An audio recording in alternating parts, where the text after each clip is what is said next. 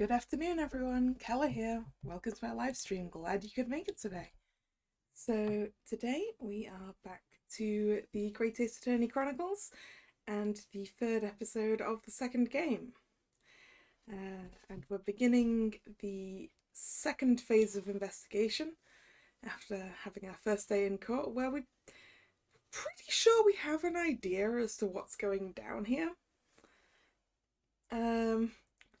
We're pretty sure that the science doesn't actually work, and we've convinced the scientist to let us look at his machine, I believe. So let's see what we can find out.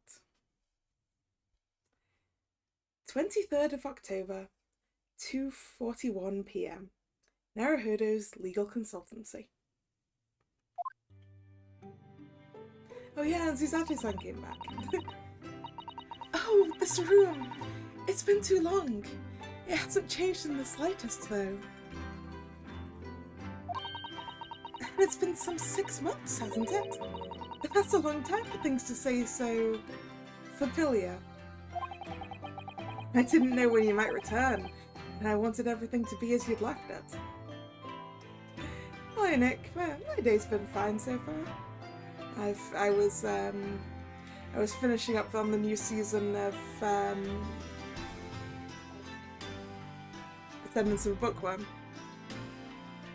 And that's about all I've done today. How are you?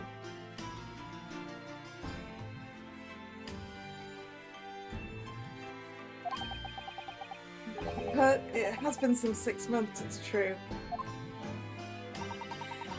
So is your father alright, Susie? What happened? My father? Yes, Professor Mikitoba. I mean, it was half a year ago, but that's why you went back to Japan. Because of the telegram you received saying he'd fallen ill with very high fever for some unknown reason. That's right! So I was surprised to learn you'd be coming back so soon. Surprised but happy.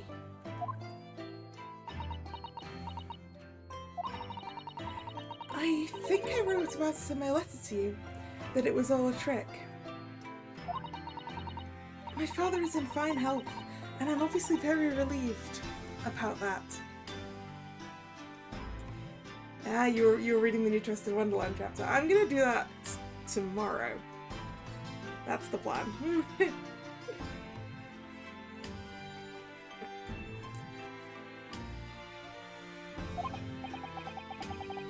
Well, we're all delighted to have you back.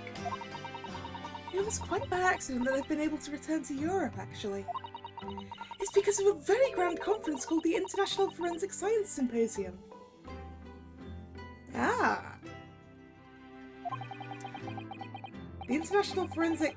That's the same symposium Lord Strongheart mentioned. Ah, this means Suzato's are in with the forensic science folks.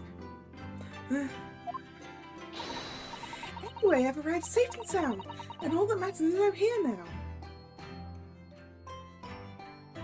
now. Yes, I do not intend to fall on the Rook banner because I need to save for Leona's birthday. And then I need to hope I'm really lucky because I don't think I'm gonna have the gems to go to Pity for him.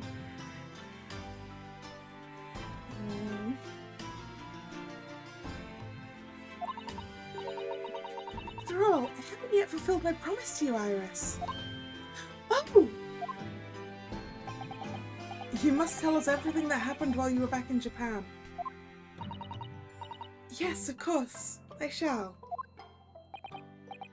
And there's one other thing. Something you wrote in your letter that particularly grabbed my attention. About you-know-who. About Kazuma. I know.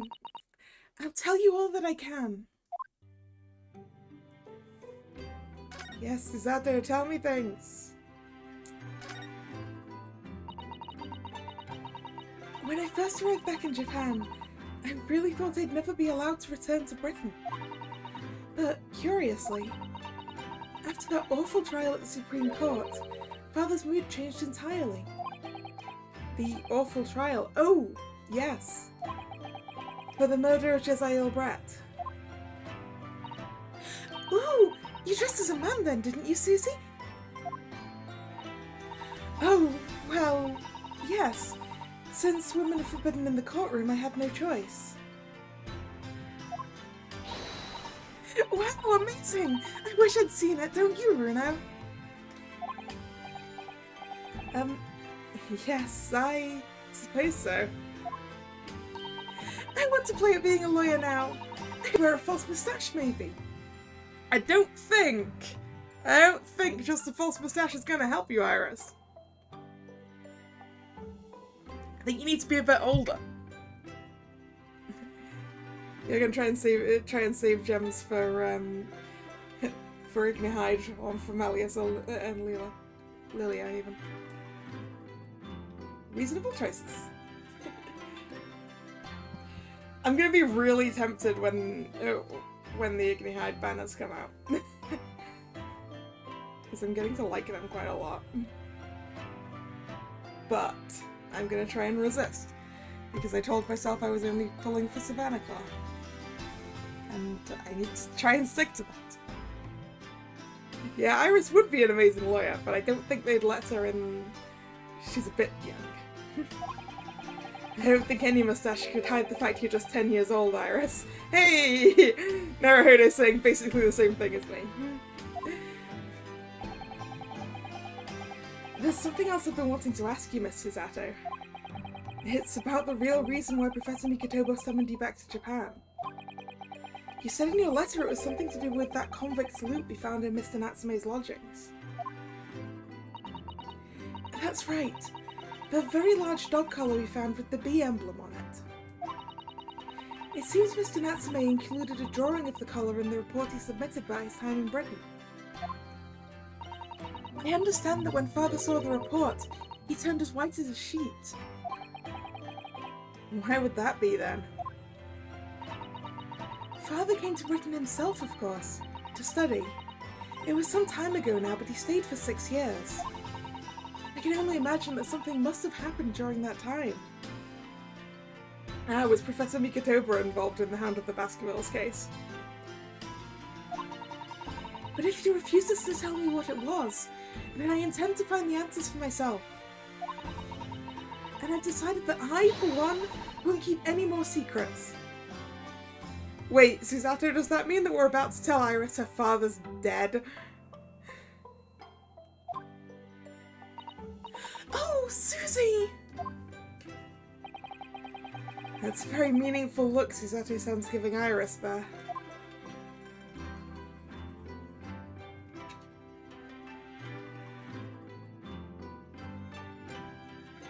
It's not like trying to complete Heart's level or do Insomnia, that's true.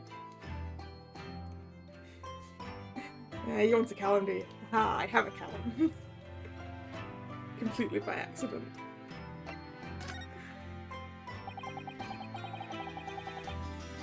Lord Strongheart mentioned something about that symposium too.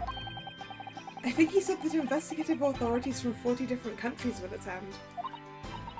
Yes, and from Japan, my father and Lord Jigoku have been invited. It's something of an honor, I believe. Well, Professor Mikotoba is the leading expert in forensic medicine in our country, after all.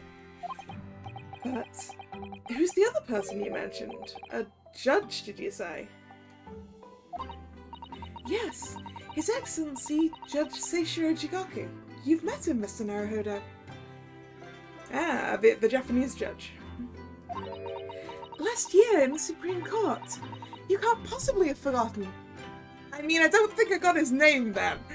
Oh, oh dear, did the stream go? Nope. Nope. That was just a little stutter on my end by the looks of it.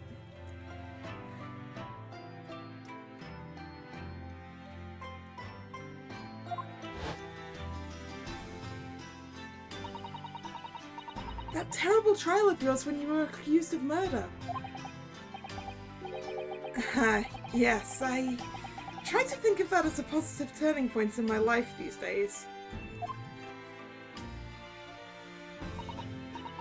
Well, it was Judge Jigoku who presided over that trial.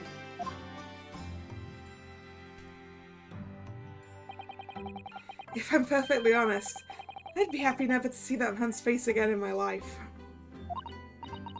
Oh, well, anyway, his father was invited to the symposium. He agreed on me returning to Britain too.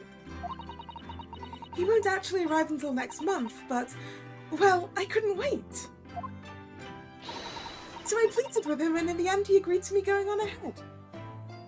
Yay! Yes, about the symposium. It seems as though Lord Strongheart has put in an awful lot of work to make it happen. It's obviously very important. I believe it is, yes. As I understand it, Lord Strongheart organised the entire event himself. Yeah, I thought it meant hell. I wasn't certain, because I'm not that far on. I mean, to be honest, it probably depends on what kanji it's using.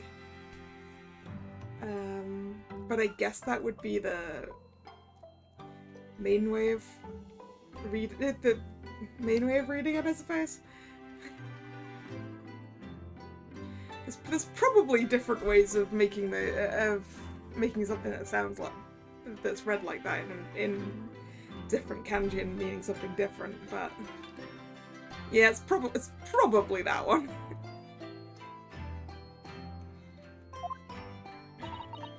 I think he's hoping that by achieving exceptional results, he'll get the job of Attorney General. The most senior position in the British justice system.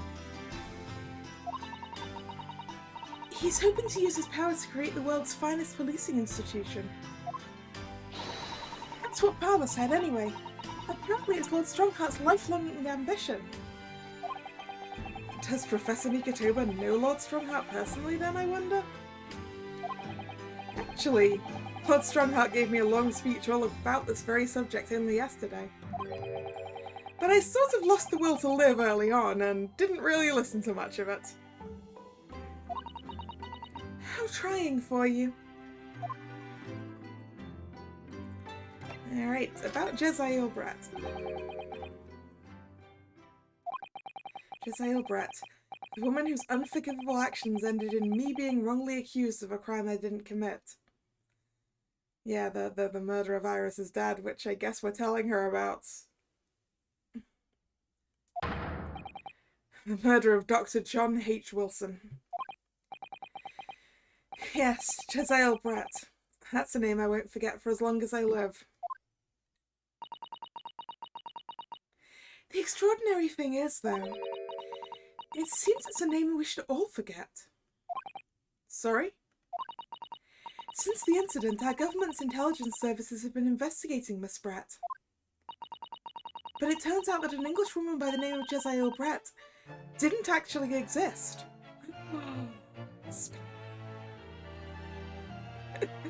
You didn't enjoy statistics classes either, Nick, huh? Same. Statistics were my least favourite part of maths.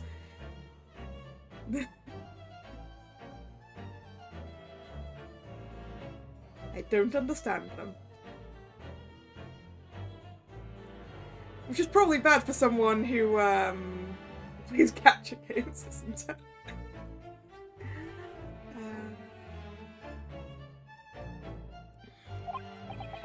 Didn't exist? But how can that be? It could be that she forged her papers.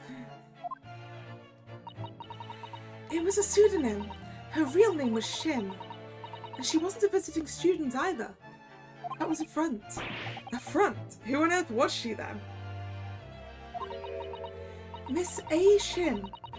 Her name is literally all our intelligence services have been able to ascertain about her. Her name makes it look like she wasn't English.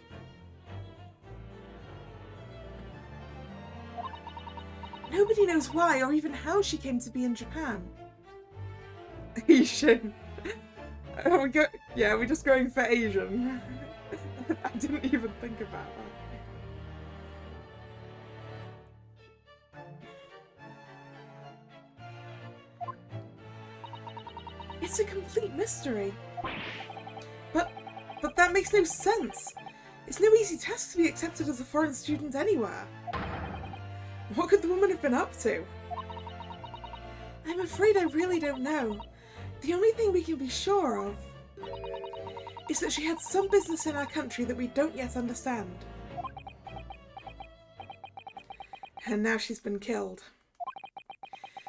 While all the questions surrounding her existence remain unanswered. I'm afraid so. A Shin. Who on earth was she? And why do I feel as though I've heard that name before somewhere? I don't remember hearing that name before. Unless it was on the list with, like, Kazuma's name. After my friend Ray's trial, the reporter who actually killed Miss Brett said something very strange. I know the truth. I know you had a hand in what went on. In that visiting student's fate. Nobody here in Japan knows anything about it. They don't know that the guy never made it to England, that he died on that steamship, and that he'll never...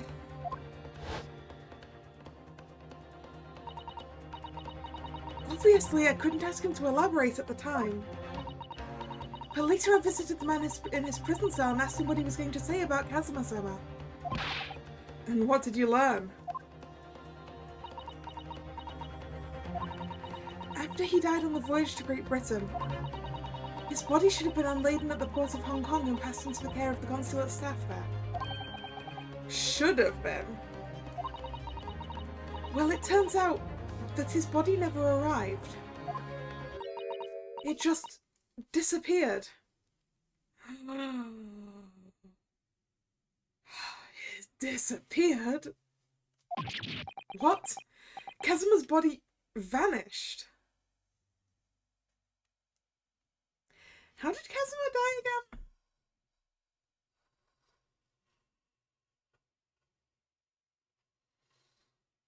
How did Kazuma die again?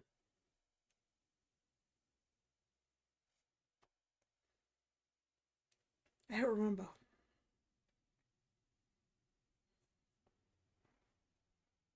Is it possible that Kazuma is still alive? Is my question. And I can't really try and answer that myself unless I can remember how he died.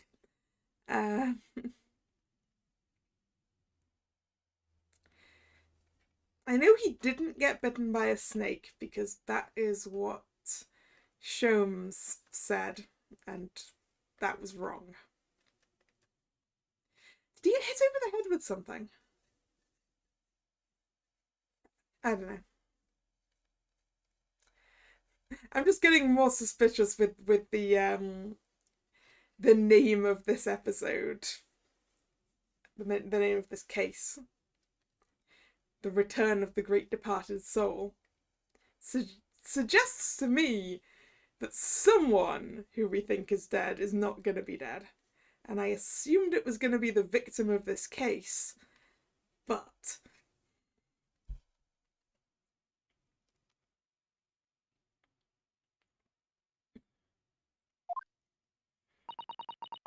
the government tried to cover the fact up, it seems. They erected a grave on the cliffs by our hometown. Except, Kazuma-sama isn't there. Did Professor Mikotoba know about this? Yes, it would seem that he did. Broken neck, was it? Yeah, that doesn't sound like something that you survive. Oh, that's a pity. If only we could have Kazuma back. But he didn't tell me. They're still investigating what happened to Kazuma-sama's body as we speak. I just don't believe it. Wait, just a second. Kazuma died of a broken neck, you say?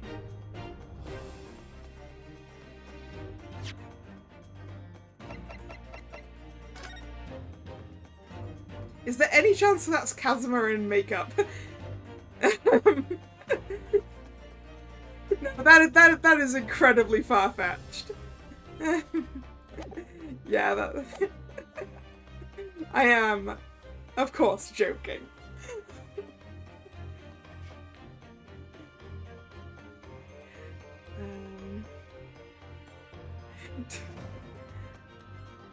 I just don't believe it. And what is this acute feeling of apprehension I have all of a sudden?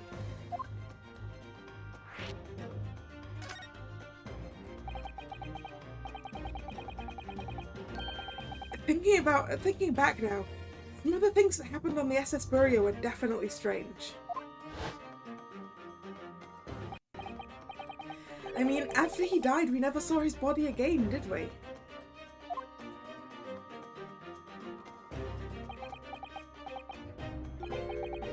Could it be... Wait! Is Kazuma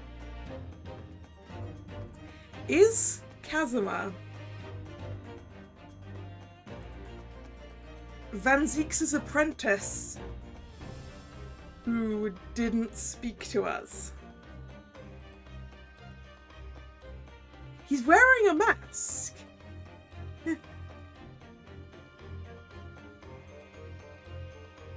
And I feel like Naruhodo had a feeling that he knew him, right? Is that Kazuma? That seems more plausible.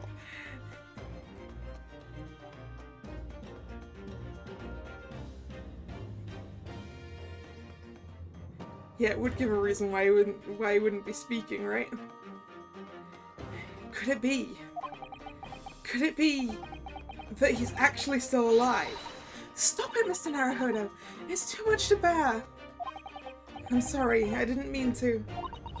Just thinking about the possibility pains me so very much. Cast your mind back for a moment, Mr. Naruhodo. When Kazuma-sama was discovered, Mr. Sholmes was there, wasn't he? And he definitely examined the body. I remember it clearly. You're right. Which means that if Kazuma is alive, then Sholmes has been lying to us.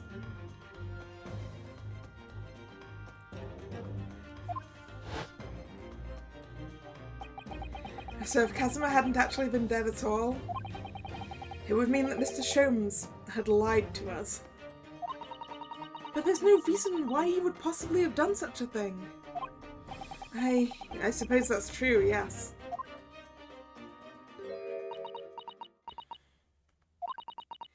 The idea that he might still be alive somewhere?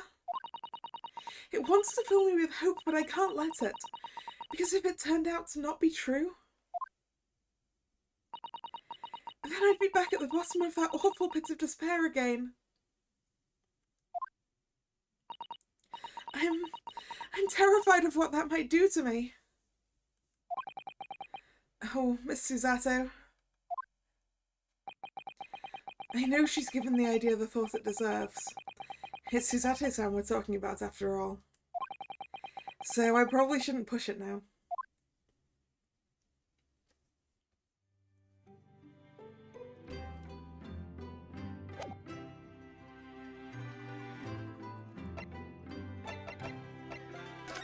Should I show Susato something? Or no? Okay, we don't have a move to do. Oh, have we examined things yet? No.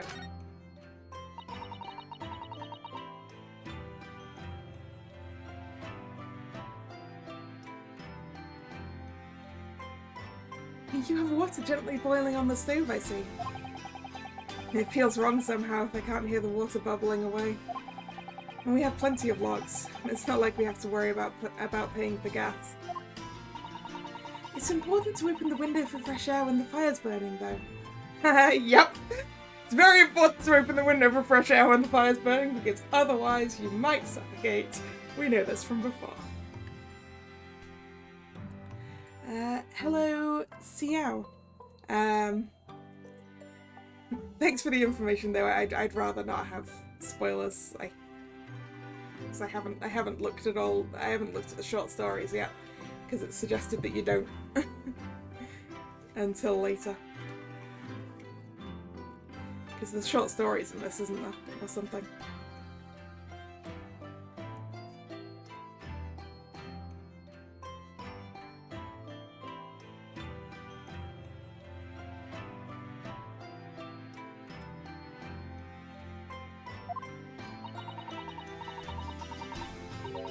You can't keep it closed just because it's cold outside. It could be a matter of life and death. Avoiding the freezing winter air is a matter of life and death too, if you ask me. Oh well, perhaps a nice cup of tea will warm you up later.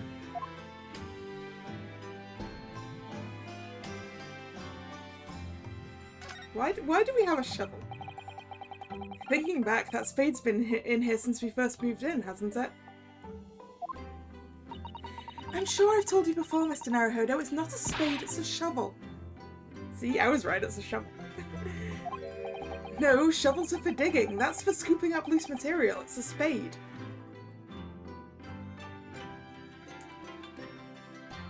No, that's pointy. Naruhodo, it's a shovel.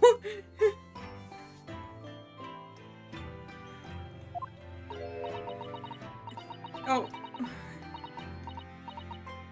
Wait.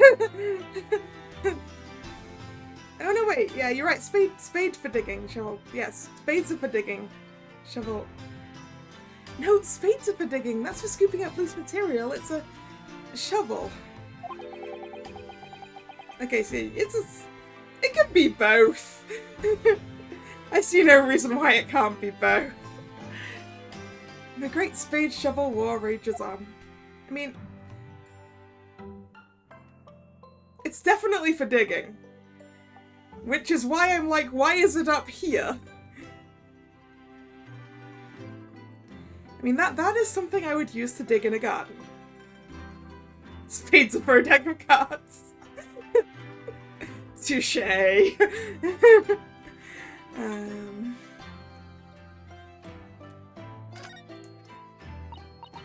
Oh, I'm so looking forward to making you some tea again, Mr. Naruhodo. Which you'd think I wouldn't like, given that I'm not keen on bitter flavours. But it is Susato-san's tea. And it's amazing what a little cake or something on the side can do. I would dearly love to serve you some sort of Japanese sweet alongside your matcha green tea. But I suppose that's simply not possible given how long we've been staying here in London. Well, I do like the little chocolates you put with my tea. They go wonderfully. Oh, Mr. Naruhodo, you would, wouldn't you?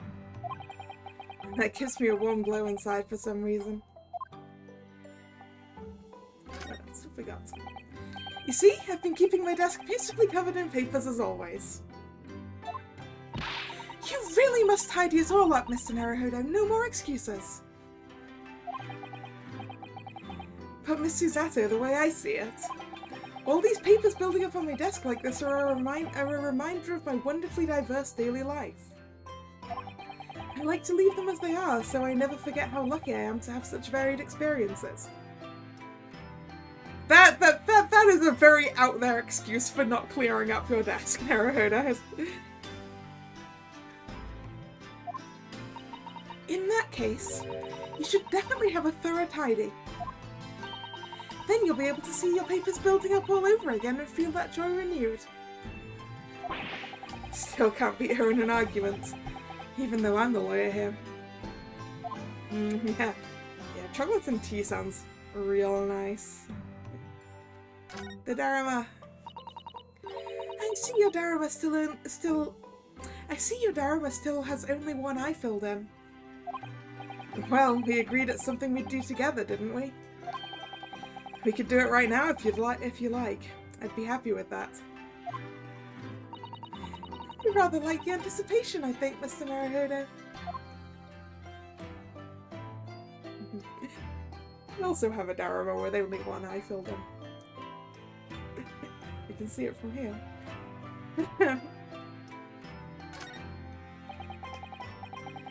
Your room through there should be exactly as you left it. I've still never been inside. I've never been invited. Of course not. Only Iris is involved. Is allowed in my room. No doubt that I'll be hearing you two giggling away in there again then.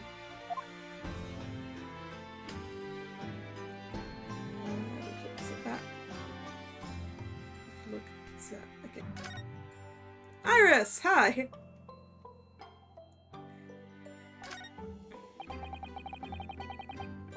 Left your desk completely untouched, Mr. Zato, so it would be ready for you whenever you returned. It's beautifully clean. There isn't a speck of dust on it anywhere. You've been cleaning it in my absence, Mr. Naruhodo? Whatever next? Well, I couldn't allow my great assistant's desk to sit there gathering dust, could I? It really is exactly as it was when I left. I'm so touched. But sadly, your desk is also exactly as it was too. Well, that's how it should be after all.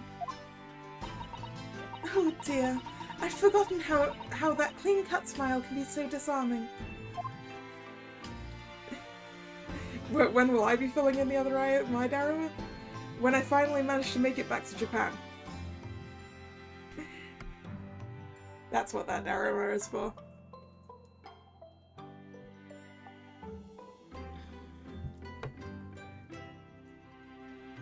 Iris! Hi. It must have been about a year ago now. I wrote a really long story based on some of my father's old notes. It's about one of Hurley's greatest exploits. I called it The Hound of the Baskervilles. But then Mr. Sholmes forbade you from publishing it. And put the manuscript somewhere nobody could get their hands on it. So nobody knows anything about it apart from Hurley and I. But for some reason, you knew the title of it, didn't you, Susie?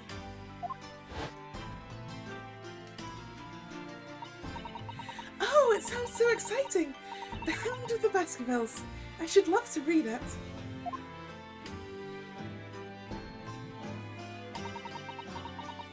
And you wouldn't tell me how you'd come to know it. Yes, but I made you a promise that I would explain one day, didn't I? Uh-oh, it's time. I think it's time. Oh! It's time to make Iris very sad. Oh no. Oh no. I'm only sorry I've had to keep it from you for so long, Iris.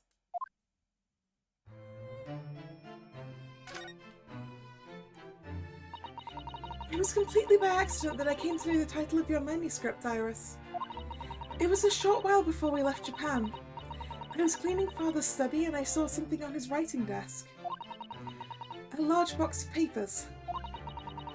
There was a label affixed to the box that was written in English. It read, The Hound of the Baskervilles. What? My Baskerville story? Of course, I had no idea what it was at the time. But Father came in and... Susato, what are you doing? Oh, Father. Did you look at those papers?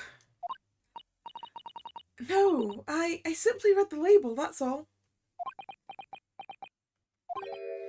Well, put it out of your mind. Sorry?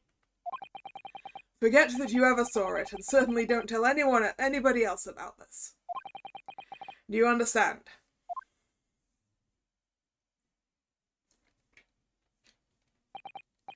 But what was Iris's manuscript doing in Japan? I have no idea.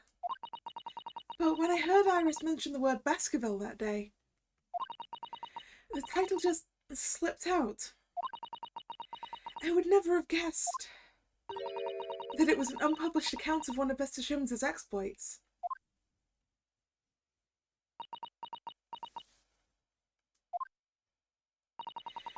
When I returned to Japan, I asked Father to explain, but he refused to answer any of my questions, and there was no sign of the big box in his office.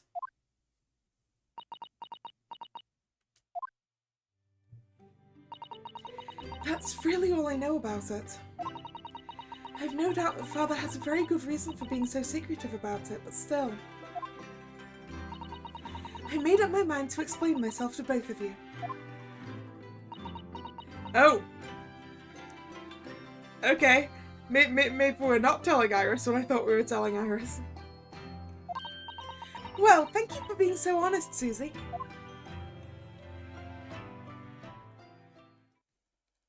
So, Mr. Naruhodo, I'm ready to start investigating if you are. I've committed every detail about the case to memory. And Iris has told me about the disturbing happenings at the Waxwork Museum as well. So you're fully abreast of the situation already, Mr. Zato. I'd expected nothing less, to be honest. I would think our first port of call should be to investigate this Mr. Drebber, the engineer responsible for building the elaborate machine that was used to effect this extraordinary trick. Yes, a conjurer of sorts by the sound of it, well known in the fields of science and magic. Then we need to go and arrest him. That's not our job, but... well, yes. He must know the truth about this case, so I agree we really do need to find the man. It sounds like it's a case of tracking someone down. Which is a job for the police, or a great detective. Are we supposed to guess who she might be thinking of? We don't have much time, so we need to get started straight away, I think. Good idea. Well, best of luck then. You're not helping us, Iris? Oh, you're not coming today? I'm going to Brixton Road shortly for the herb market. But let me know later how you got on, won't you?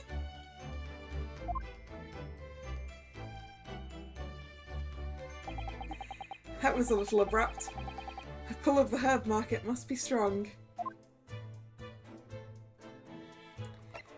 Alright, so... ooh, a new location has been added. What's our new location?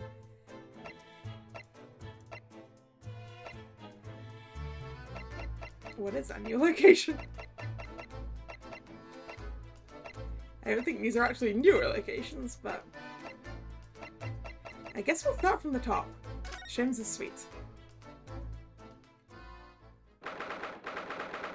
23rd of October, Sholmes' Suite.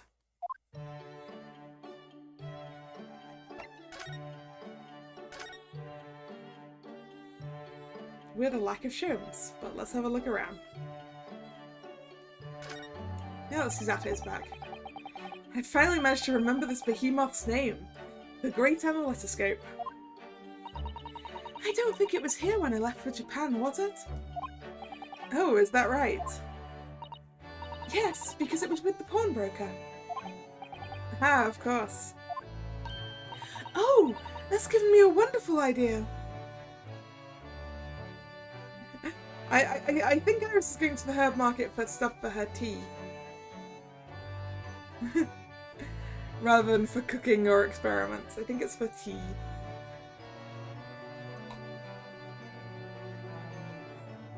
Because she makes a lot of herbal tea, doesn't she? I could pawn everything that's on your desk. The office would be tidy at last.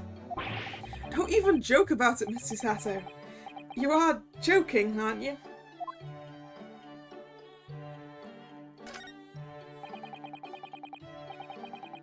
There's all sorts on these shelves. Chemistry apparatus, books, papers, and lots of things I've never seen before. It's all heaped up so high I can't help feeling that the whole thing is going to topple at any moment. It looks as though it might topple, and yet it doesn't. The epitome of Mr. Sholmes' brilliance. I don't get it. As it happens, I'm quite well practiced when it comes to stacking shelves myself. Just the other day, the shelf in my office finally gave way under the strain, though. It looks as though it might topple, and it does. Yes, the epitome of your disarray. I really don't get it.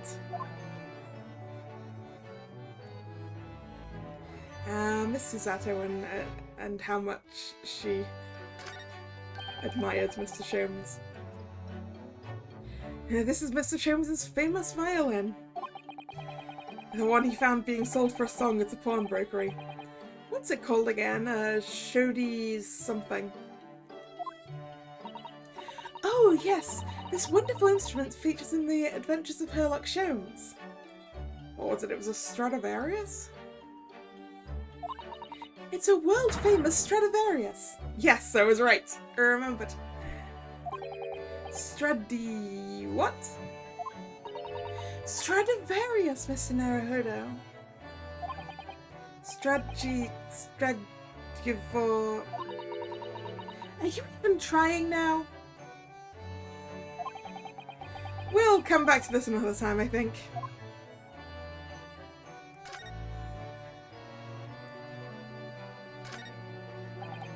I do like this fireplace. It's one of the best things I've seen since we arrived in the country, in fact. Although I do yearn for a Japanese kotatsu. Putting your legs under a warm blanketed table is so comforting.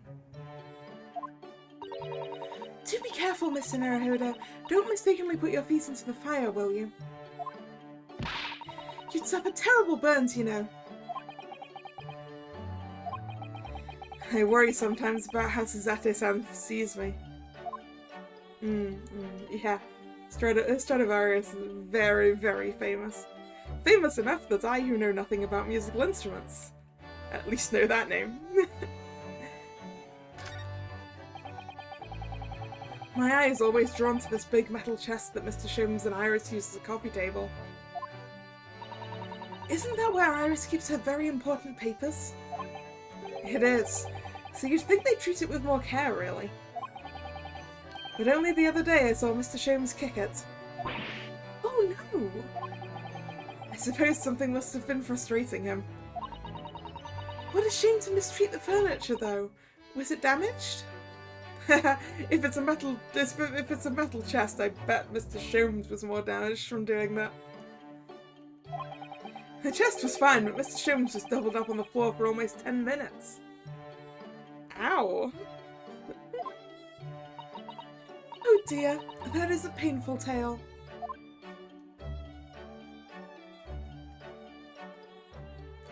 I've always wanted one of these sort of antique travelling chests, but I have nowhere to put one.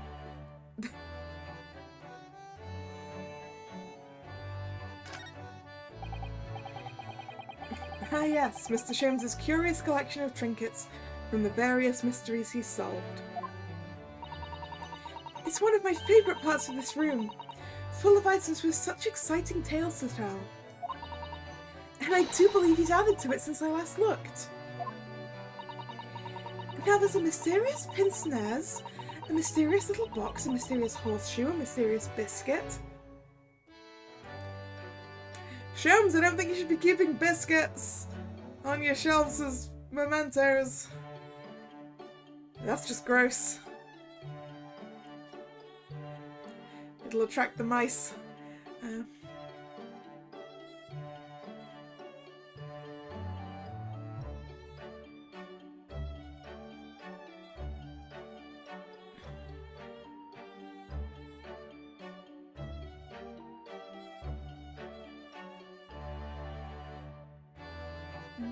I mean, you can find travelling chests at not too horrendous a price. I have found some at reasonable prices before.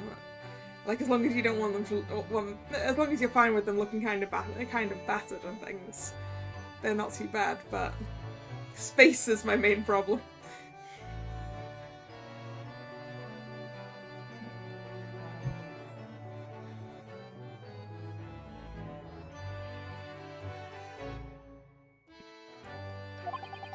I think that last one might just be one of Iris's unfinished snacks. I really hope it's one of Iris's unfinished snacks.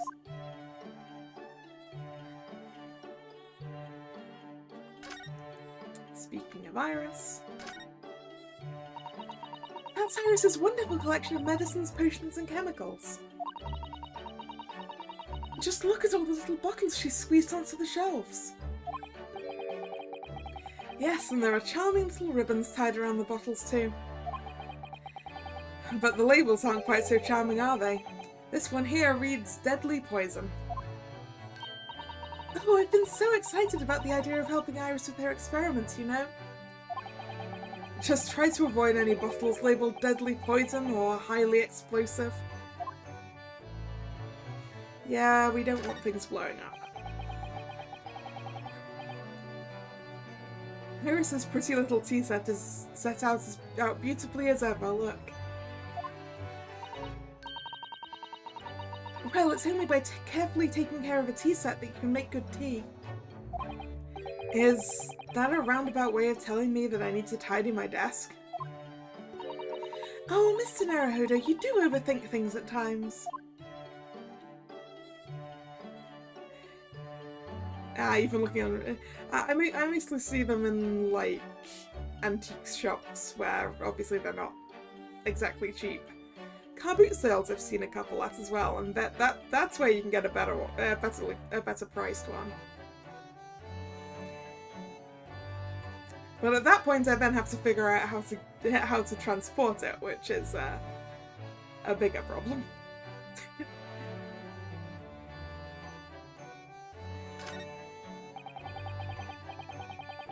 If I've remembered correctly, this large and imposing lump of iron is called a typewriter. To think that every single one of the adventures of Herlock Sholmes blossomed from this very machine. It's such a dreamy thought. I actually had a go on it the other day. The metal bars that move when you hit the keys got all tangled up somehow, and that made Iris angry. How badly did you type to mess up the typewriter? Mr. Naruhodo, you're ruining my dreamy thoughts. Please don't do that again. Now I've made Susato sound angry as well.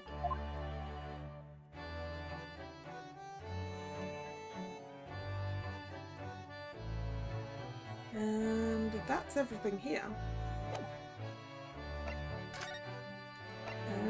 The Lord Chief Justice's office? Oh! That's a person we haven't met before. In a big white lab coat. 23rd of October, British Supreme Court, Lord Chief Justice's office. Oh! Who's that standing beside Lord Strongheart? I wonder. I've never seen her before.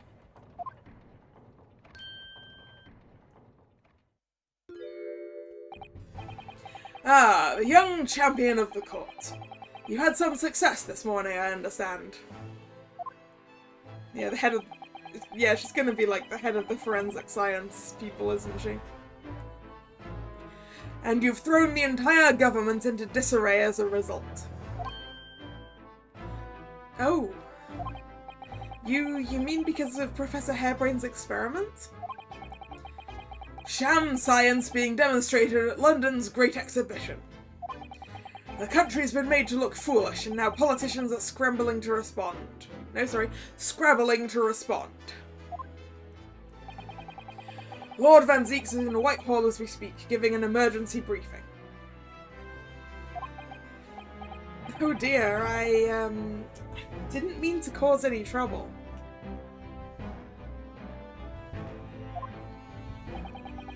None of this is your responsibility. The government is entirely to blame for having been taken in.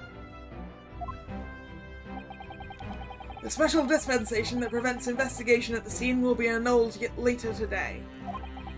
Once that happens, my forensic investigation team will move in and deal with that scrap metal in no time.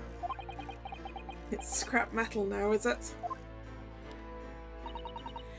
Until later then, Lord Strongheart. No, that's not quite right. Until later then, Lord Strongheart. There we go, I think I like that one. Yes, thank you.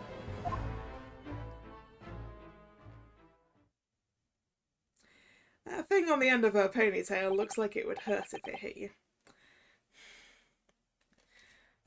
Who was that? That was Dr. Courtney...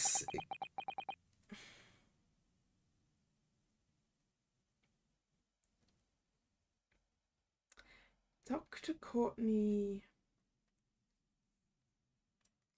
She? It looks like that word a bit. No, not quite.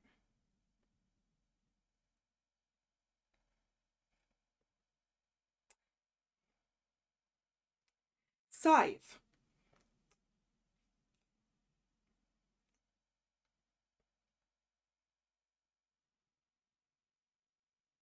Scythe. Dr. Courtney Scythe, Scotland Yard's esteemed chief coroner. Yeah, you're right on that second one, Nick. It's Scythe. Apparently. I googled.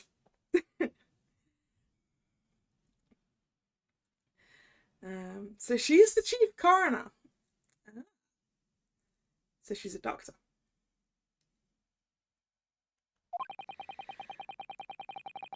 Oh, she's also leading the forensic investigation team.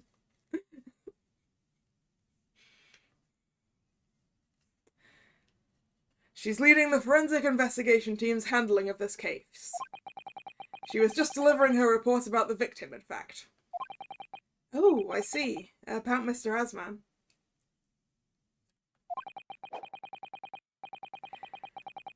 Following the outcome of the trial earlier, I asked the coroner's office to reevaluate its findings. I don't have time to tell you what she concluded. If you want to know, you'll have to ask her directly. You can find her in the forensics laboratory. Ah, right. Hey, we get to go see the forensics people. Now, what were you here to see me about? I can give you 7 minutes and 39 seconds of my time.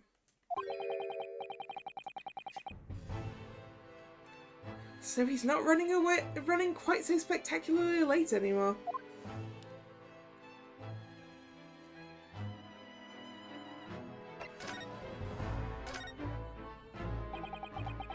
What exactly is the forensic investigation team that you mentioned before? The British Empire's police force must become the most exemplary in the world. For that to happen, it's imperative that we embrace forensic science and everything it has to offer. I first created the forensic investigation team a year ago now, unofficially of course, to pave the way. Goodness, a year ago? At next month's symposium, I intend to present the results of their work to the world. Once I do that, the House of Lords will be powerless to oppose the creation of a full-scale forensics division. And once that happens, the position of Attorney General will be mine, and criminals will suffer dearly. What do you mean? For too long, those scoundrels have made a mockery of our legal system with false evidence and bribes. But London's scum is about to be rounded up and burnt in the fires of hell. I intend to see to it personally. By creating the finest police force the world has ever known, to protect our honour and our future. Look at those eyes, he means every word. Dr. Scythe is an extremely reliable coroner. When I officially establish the forensics division at Scotland Yard, she will run it as my right-hand woman.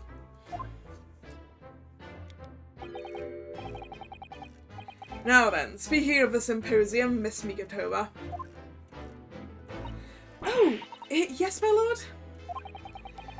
Your father should be on the high seas as we speak, making his way here to represent the Empire of Japan. Yes, that's right. I understand he will arrive at the beginning of next month. Are you acquainted, Lord Strongheart? With Professor Mikatoba, I mean. Yes, Strunkheart is very dramatic, isn't he?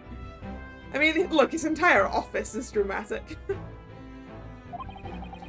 It was many years ago now, but yes, I remember Dr. Mikotoba very well.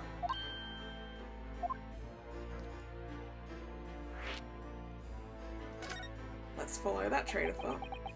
If my memory serves, it was some 15 years ago now that your father came to Britain as a visiting student.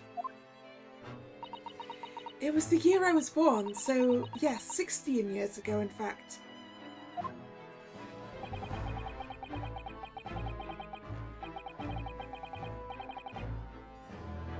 Mikotoba was a young practitioner of forensic science, and Jigoku accompanied him as a young, promising judge.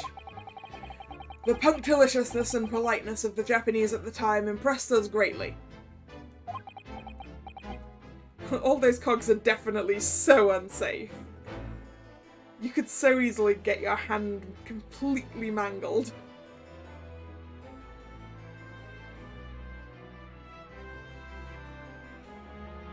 Or anything else, really.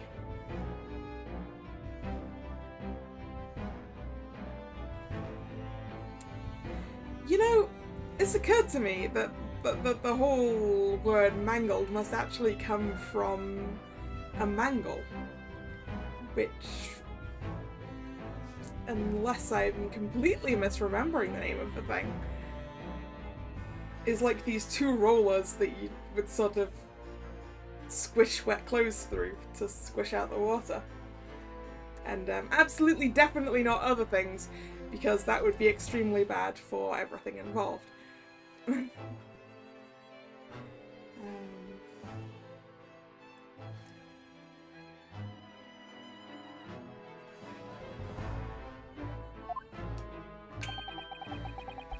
Not that I wish to imply impoliteness or carelessness on your part in any way. I didn't think that you were. Dr. Mikotoba studied forensics at one of London's large hospitals. St. Sinners, if I'm not mistaken. Isn't that the one we've been to? Dr. Scythe was also there then, as it happens. Then, Dr. Scythe knows my father, does she? She was a young medical assistant at the time, so I doubt their paths crossed regularly. But I've no doubt that they knew each other superficially.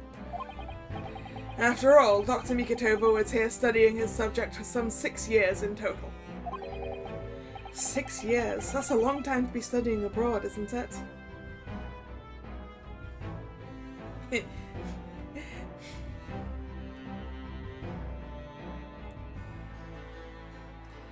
Yeah, the mangle is like a very old piece of machinery.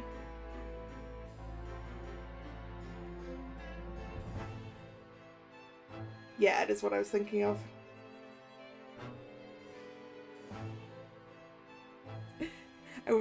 I was told a story once of a boy who decided to put a wooden spoon through a mangle. Didn't turn out well for the spoon, for the mangle, or for him because he got rather told off.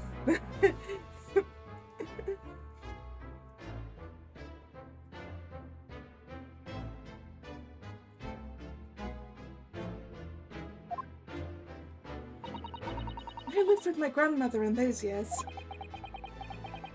So he left his newly born daughter behind and went overseas for 6 whole years? It was a rather turbulent time at home. Oh? Perhaps father wanted a reason to get away. What do you mean? Why?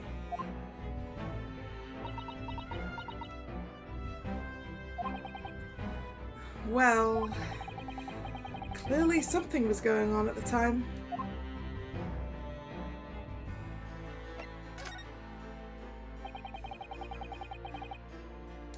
I wanted to ask you about Lord Van Zeeks, actually. I heard his older brother was killed some years ago by a mass murderer known as the Professor who targeted nobles and royalty. Is that right? You Japanese are a thorough lot. You've done your research well. Yes. And you could say that it was that very incident that gave rise to the Reaper. What? Why? When his brother, Clint Van Zieks, was murdered. It was just after young Barak had graduated from the University of London and become a prosecutor. Okay, so it wasn't the reason he became a prosecutor. He was going to become a prosecutor in the first place. That's fine.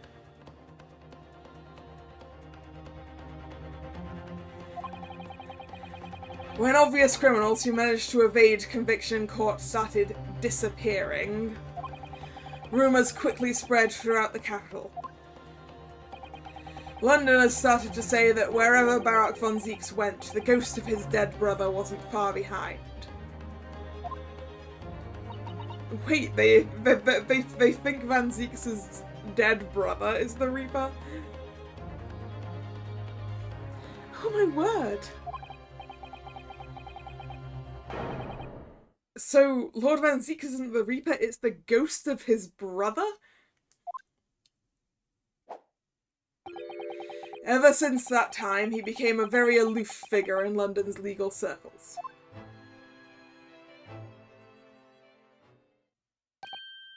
Oh, yes, Lord Strongheart. Go ahead. It's about Professor Harebrain's experimental machine. We'd like your permission to examine the remains if possible.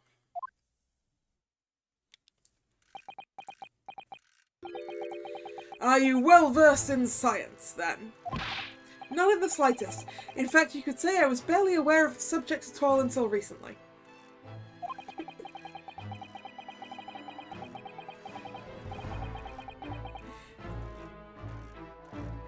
Yeah, I thought it was like that. Man, Lord Van Zieks is the Punisher. I mean, maybe it's become more like that.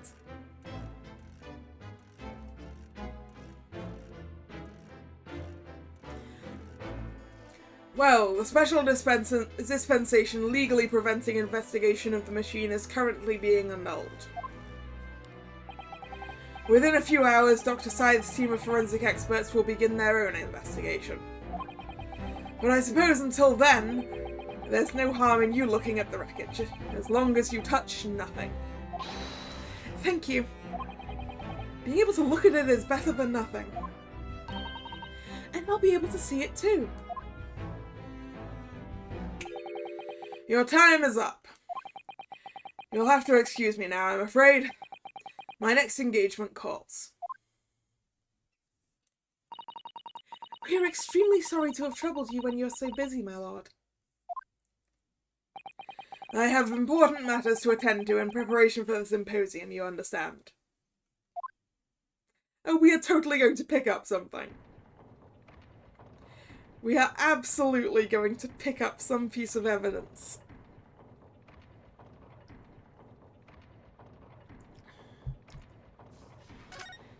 We have a look around here with Susato. Just sitting behind that desk must make you feel so important, don't you think? Would you like to have an office like this, Mr. Naruhodo? With such a grand desk? No, I wouldn't. Who? Me? No, I don't think so. Oh? Well, imagine if you suddenly found yourself needing the toilet. You'd have so far to go. Haha! Priorities!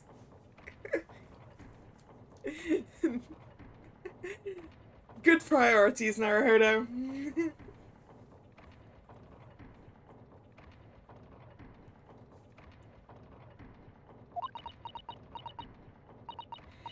How true. Perhaps the important people who work in ostentatious offices like this haven't considered such things. I'm going to take that as a compliment. Yeah, take that as a compliment. Yes, practical mindset.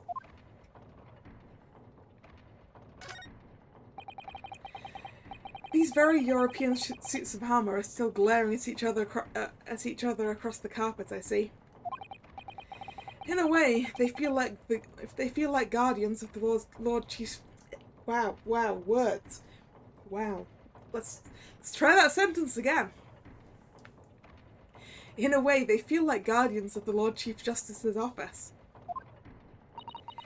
I suppose they're rather like the lion dogs that guard shrines in Japan, aren't they? Yeah. Yeah, I guess they are. Aren't they a bit too human to be called lion dogs? Did you know that it's a dream of mine to keep 2 cats one day? I feel as though we've gone off on a bit of a tangent, don't you? No, I want to hear about Susato's... I want to hear about Susato's love of cats.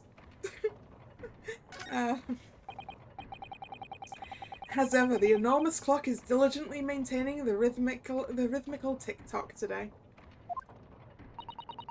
Watching machinery at work can be quite mesmerizing, can't it? Ironically, you can completely forget the time. What I particularly enjoy is watching the enormous wheels of a steam locomotive turning. When I was a little girl, grandmother often used to take me to watch the railway engines, you know. It's an open fire for me. I could sit and watch the flames for hours. Mr. Naruhodo, we could install one in the office. What, an open fire or a steam engine? An enormous wheel turned by an enormous steam engine. Yep, she was going for steam engine. Perhaps we could start with a simple fireplace.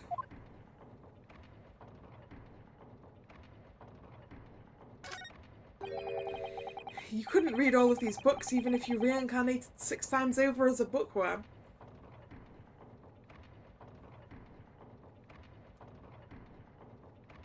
This feels like a reference since I spent my morning watching Ascendance of a Bookworm. Can Lord Strongheart really have read all of these? Yeah, probably not. A lot of them are probably for decoration.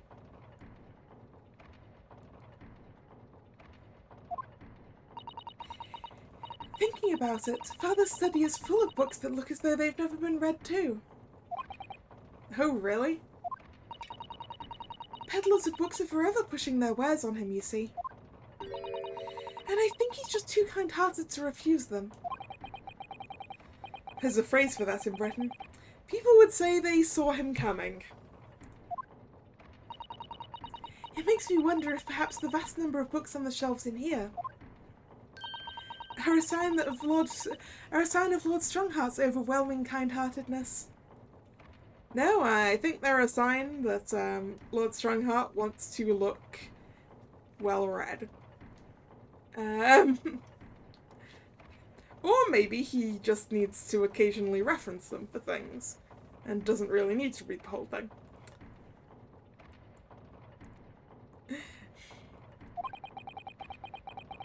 I'm not sure you could afford to have a kind heart if you had to keep Lord Van Zeeks in line, could you?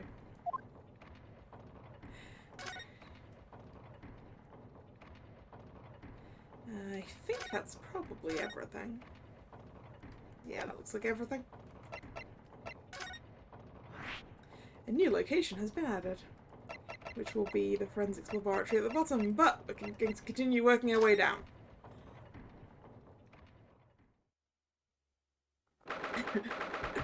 I see someone got Professor Harebrained a chalk. A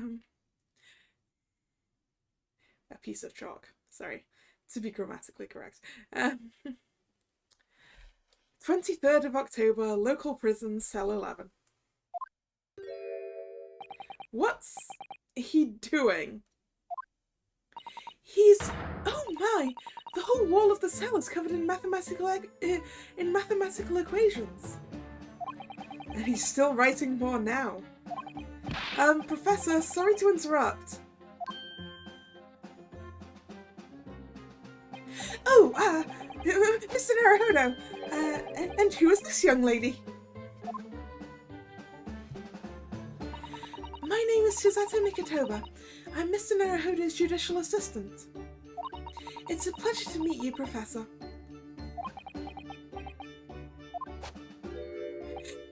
Oh, if only I'd met a refined young woman like you sooner. none of this would have happened. No, that's not logical. That makes no sense at all. Oh dear, I'm sorry if my presence here upsets you. I owe you an apology too, Professor. I didn't manage to deliver what I promised you I would do. What I promised you I would in the court this morning. Oh no! No. The whole thing, the whole miserable affair. It's all happened because I've been such a complete and utter... Wait, I accidentally hit the button. A complete and utter clot. Professor Hairbrain, what have you been working on in your cell?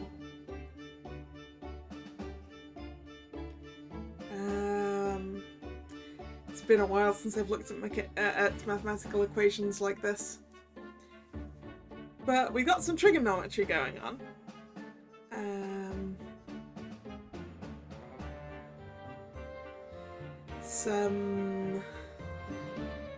Oh man, I don't remember what half of these things are called.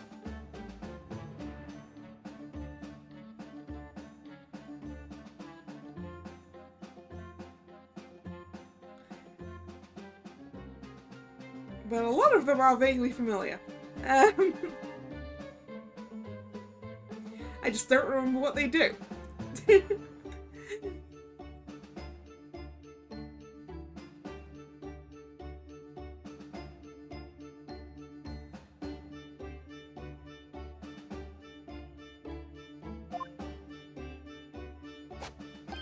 Oh, you mean that? Oh dear, how embarrassing. I was suddenly struck by an idea, you see. I simply had to write it down. The wall is all I had to hand. Oh, is it some new hypothesis? Something to surpass super high voltage instantaneous kinesis, maybe? Ah, no, actually, this is my autobiography.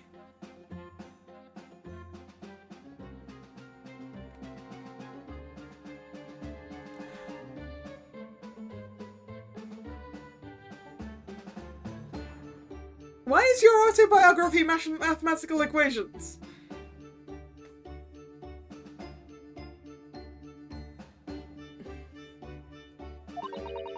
Your autobiography? No, I was diddled and fiddled by Albert Hairbrain.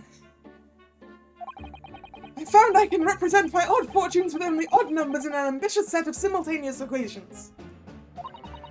Really? I'm going to have to I'm going to have to pay back all the loans I took for the kinesis machine, you see. So it's going to be a new serial publication from next month. Part 1, an odd birth and odd upbringing. You can't beat the man's optimism, that's for sure. I see. Well, for now, would you mind if we talked a little more about the case? Oh yes, of course. I've been working through the numbers.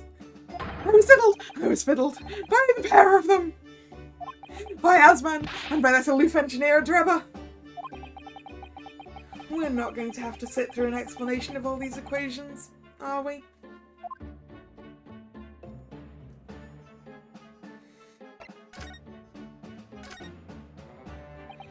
Everything I believed in has been turned on its head. My research, Mr. Asman, the kinesis machine, my hypothesis, even... I'm sorry it's come to this. There was really no other way. No, it's not your fault. I wanted to protect my work, but in the end, there was nothing worth protecting. It was never my intention to deceive anyone. I didn't want to trick the public. No, of course you didn't. But in court this morning, I realized something. Oh? If you've done something wrong without knowing it, you've still done something wrong! Logically, it makes no difference if you are aware of it or not. Ignorance is a poor excuse. The blame still lies with me. Oh, Professor. However, ignorance does mean that they can't class it as murder. That's one difference. He believed in me this morning, you know, Barrock did. He believed in my hypothesis. Well, actually, I hate to say this, Professor, but I don't think Van Zieks believed in your hypothesis at all.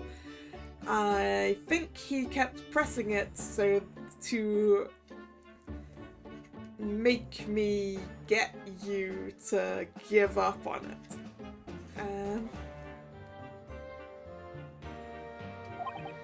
Well, I think that was just a necessary factor in the prosecution establishing its case.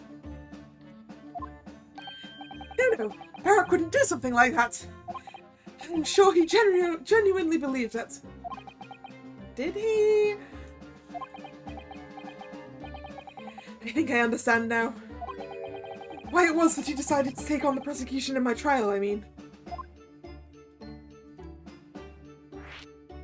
Oh? After the terrible accident happened, nobody would believe in my hypothesis anymore.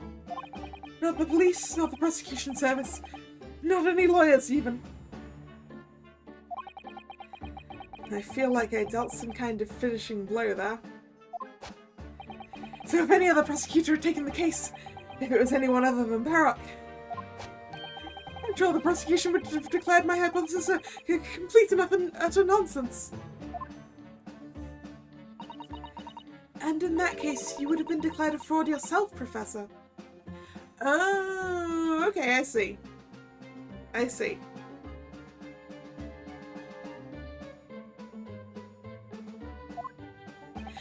Exactly, which would have been a fate worse than death for me. But Barrock insisted I was a proper man of science from start to finish. You think that's why he... I know him very well indeed. He's an extremely kind-hearted soul. But that extremely kind-hearted soul spent all morning trying to paint you as a murderer, didn't he? I mean, do you really think Van Zieks believes in the wine and glassware industry? He might be keeping it afloat, but...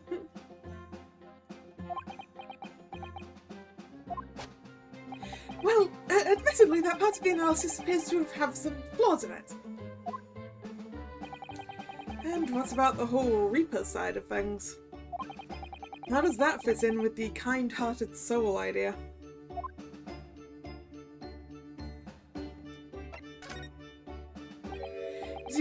Do you think he set out to trick me from the very start?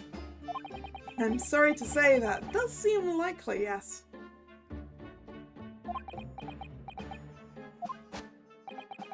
When I first met him, he introduced himself as a wealthy financier. He looked over the paper I'd written and said my work would benefit all humanity and must be pursued. He was so enthused, he was so empathetic. But in reality, he was the mastermind of some vast criminal network, it seems. I still can't believe it. As the machine was essentially a set decoration for some stage magic, it probably didn't require a large amount of investment, actually. But the scale of it wasn't just some small trick. It was a very elaborate feat of deception. All young scientists are full of hope about their burgeoning ideas, full of zeal. But none of us have any money. We want to do research, but we can't afford it. Many of us take on barely legal part-time work to try to earn just a few measly pennies to carry on. To go through all of that, only to be taken for a complete fool. It's too rotten to believe. It is, I agree. And that's why we have to find those responsible and bring them to justice. Mr. Asman is no more, of course, which leaves only the engineer. Mr. Enoch Drebber.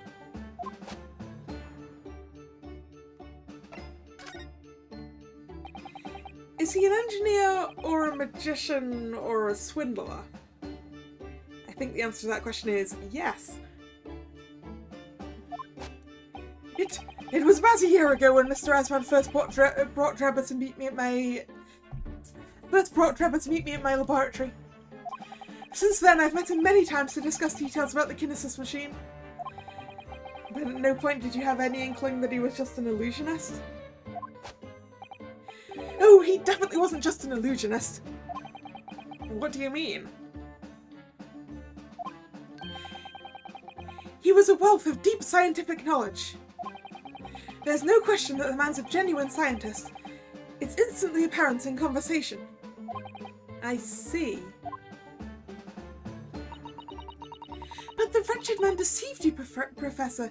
It's unforgivable. We must do everything we can to find him and bring him to justice. Are there no more clues you can give us as to his whereabouts? I'm sorry, we only ever discussed the kinesis machine, and nothing else.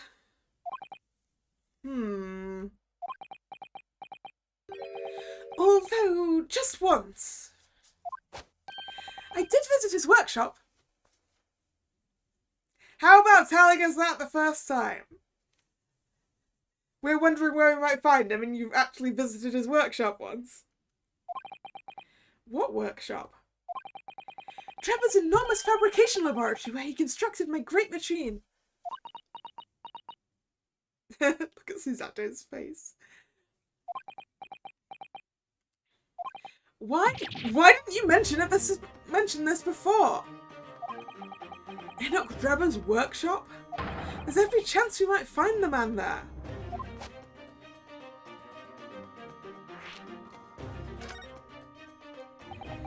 So you've been to Drebber's place of work then? Yes, just once, you understand. It was an enormous place. Plenty of room to construct the kinesis machine, you see. Where can we find it? We have to go there at once. There's a good chance we'll find Drebber there. Well, yes, definitely, I'm sure. As in, I'm sure you're not going to want to hear this. But you don't remember where it was.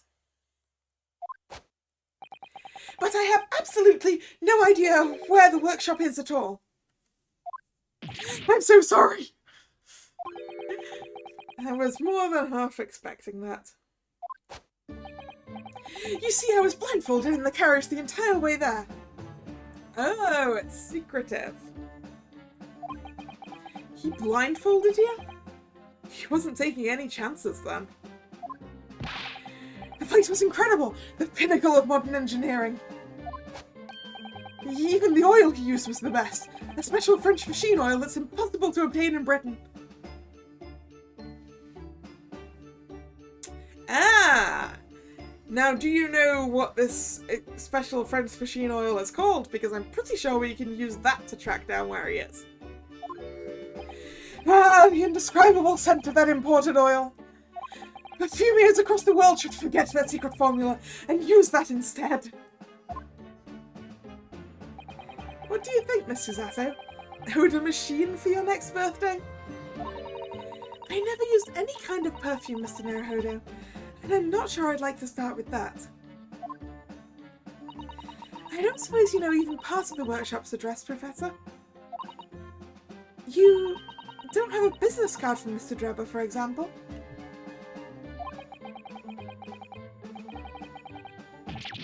Oh.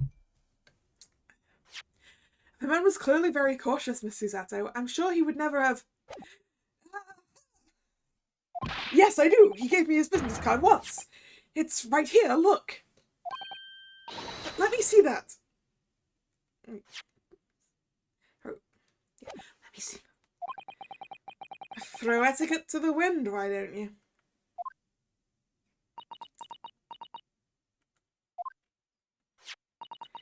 Enoch Drebber, engineer. I'm afraid that's all it says. There's no address. No. Oh. Well, I can't say I'm surprised. Still, this could be useful. Drebber's card has been entered into the court record. Mr. Enoch Drebber's business card, though it only shows the man's name, there is no address. Let's have a look at that.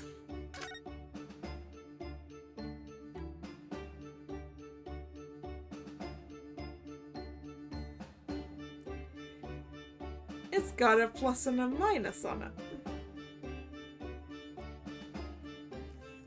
Like the plus and minus buttons on the Switch.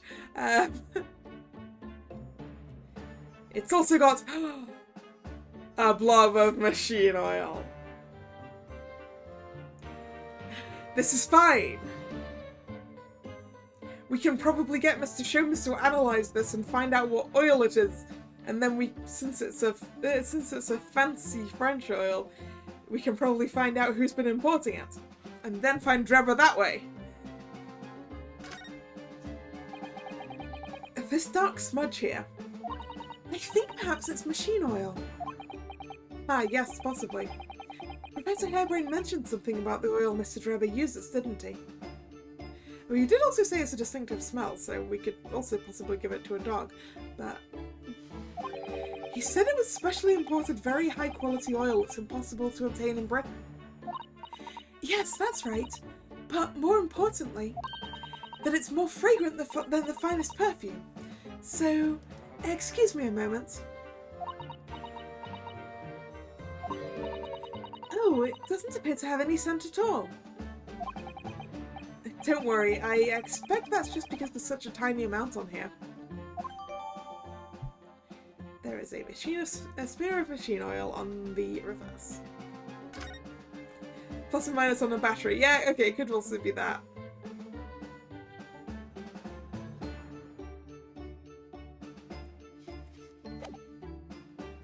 Just because I was looking at the Switch controller and...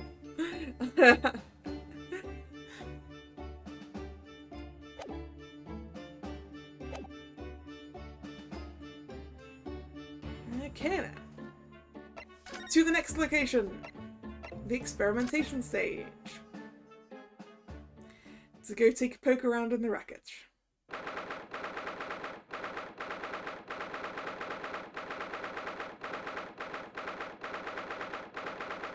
23rd of October, the Great Exhibition Grounds, foot of the Crystal Tower. Oh, that reminds me.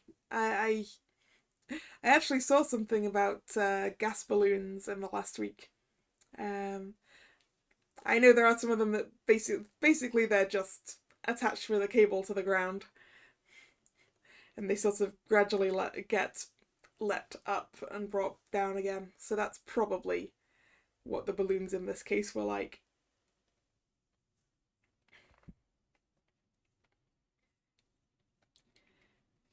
Which is why I guess it's just the passengers up in it, and they don't need someone to fly them. Unlike a hot air balloon.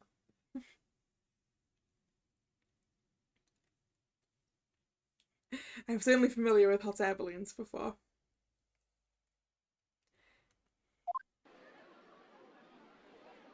A puppy! I had no idea there were so many people in the world. I know what you mean. It's really packed here today. It feels as though it's taken us 2 hours just to make our way through the crowds to this point. Has it? I shut my brain down so I didn't really notice, to be honest. Gosh, I do wish I had your absence of mind sometimes, Mr. Naruhodo.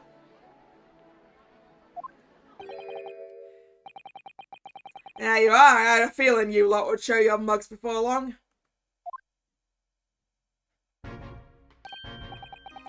Oh, Inspector Gregson. I see you're hard at work as usual. Warm greetings to you. I do hope you've been keeping well since last we met. What's with all the ceremony? We just saw each other in court this morning. He's greeting Mr. Zato, not you. Not you, Sunshine, the gentlewoman so loyally at your side. Oh! Why, thank you, Inspector. How good of you to notice. He might be a bit rough around the edges, but he's still a proper English gentleman at heart, I suppose. As you probably guessed, we were hoping to investigate the scene some more. Right, well, that's the young trainee's domain. Oi, get over here, Gina.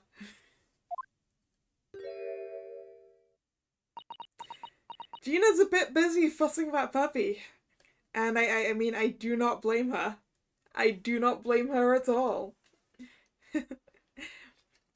Yesterday I got to hang out with a friend who has an adorable dog. Who is so fluffy and also likes to lick me. So, you know, I do not blame Gina for being very distracted right now.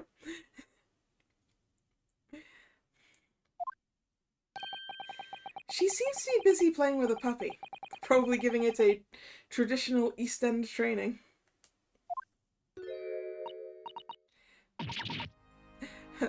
What breed is it? My friend's dog. It's a Shetland sheepdog, so it's very, very fluffy.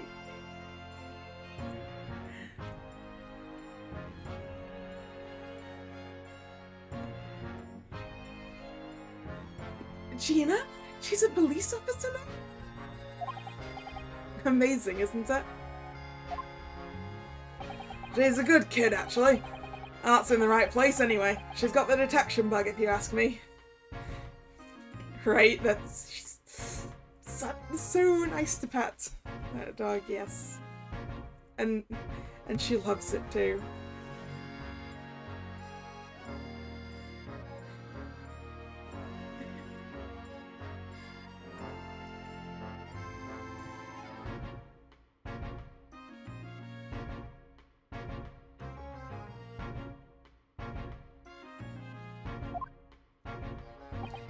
Yep, I think you're following my footsteps nicely. What do you mean? I'm being transferred. It's time for me to say toodaloo to London. No, Gregson, we'll miss you. Oh no, really?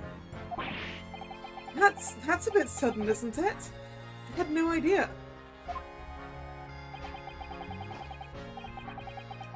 Where are you going to be posted then? We'll come and see how you're getting along. I don't think he's going to want us to do that. Not likely. But you're welcome to try if you don't mind a trip to France, that is. Why are they sending someone from Scotland Yard to France? I thought they had their own police.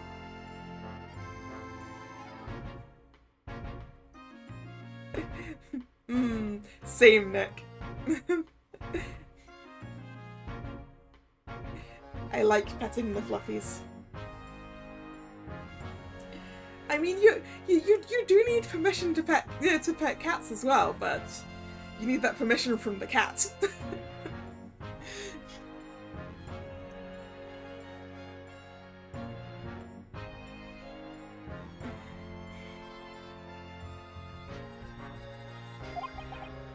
To France?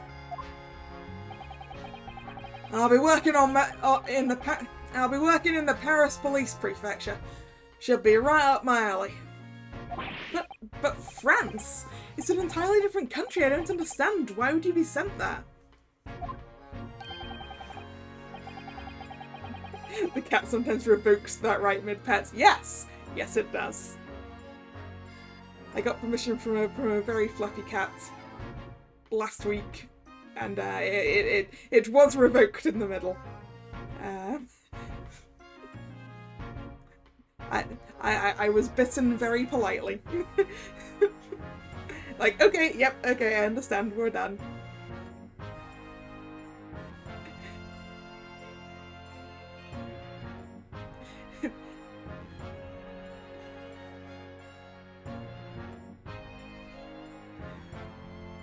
That's the way the adult world works, sunshine. Don't go poking your nose in where it's not wanted.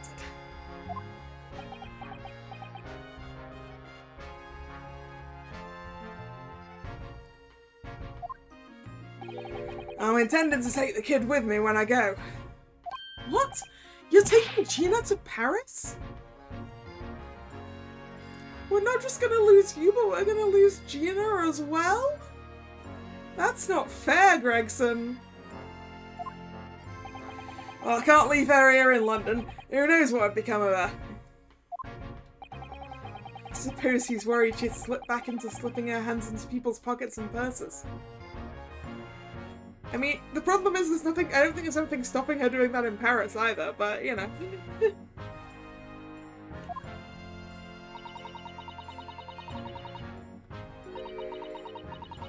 I don't think he's worried about her pickpocketing, Mr. Naruhodo.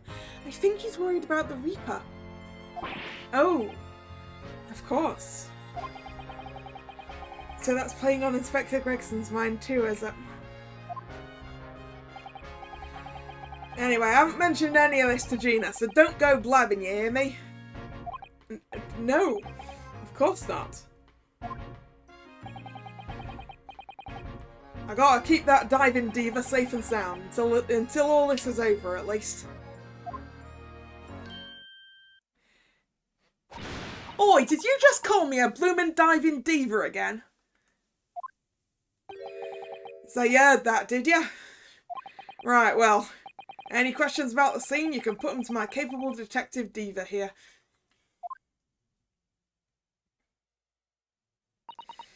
Alright, you heard the boss. Inspector Lestrada's in charge here now. I suppose I'd better keep my word and not mention anything about Paris. Although it's hard for me not to think about Paris with the Crystal Tower back there. So, Gina, you've got a new dog, have you? Oh, it's so cute! Oh, it's adorable!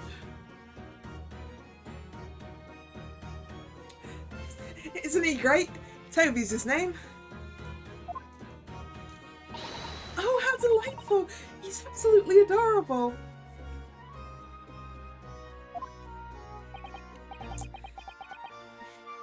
Yes, the dog does seem lovely. But it's the not-so-lovely Inspector Gregson that's playing on my mind, to be honest.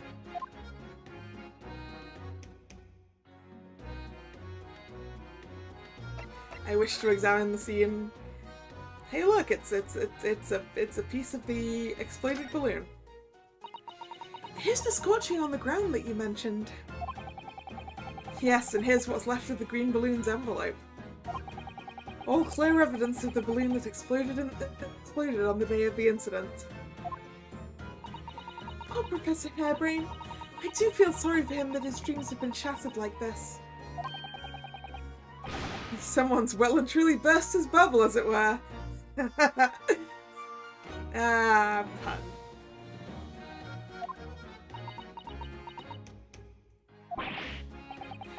Ouch, I'm a bad person. Yeah, okay, that's just that. Ah, the Crystal Tower! I can't believe I'm seeing it at such close proximity with my own eyes! You've really been looking forward to the great exhibition, haven't you, Miss Susato? Oh, yes! When I found out that I had to return to Japan, I'm afraid I cursed my luck. But here you are, back in London, gazing up at the magnificent tower. I know! Perhaps I was wrong to curse my luck so harshly.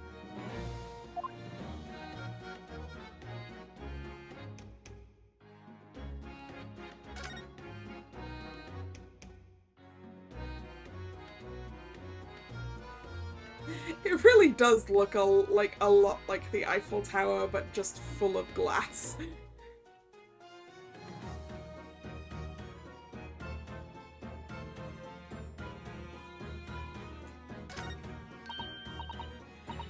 Oh, the flying balloon! I've never seen one in the flesh before. I can't understand how they can fly and so high up as well. Oh, but think of the view, Mr. Naruhodo! You must be able to see for miles and miles. I do think of it, and it terrifies me. I mean, it would be certain death if you fell out. I'm sure they're perfectly safe. After all, they've been invented by some of the brightest minds in the world. Let's not forget that we know at least one has exploded.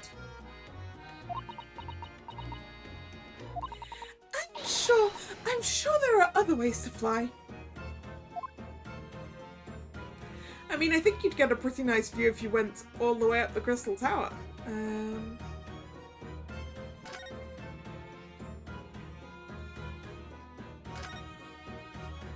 Oi, that's off limits up there. Try to sneak past me again and I'll stuff your gob full of the boss's fish and chips. Yes, please, I love fish and chips. I suppose we need special permission. Okay.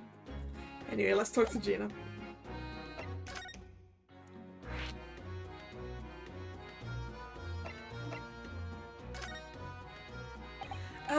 Gina, we were actually hoping that we could investigate the scene again. Yeah, alright. If it's round here, you can do what you like. Oh, that's alright, is it? I'm gonna be playing with my new friend here. Haha, yes, Toby.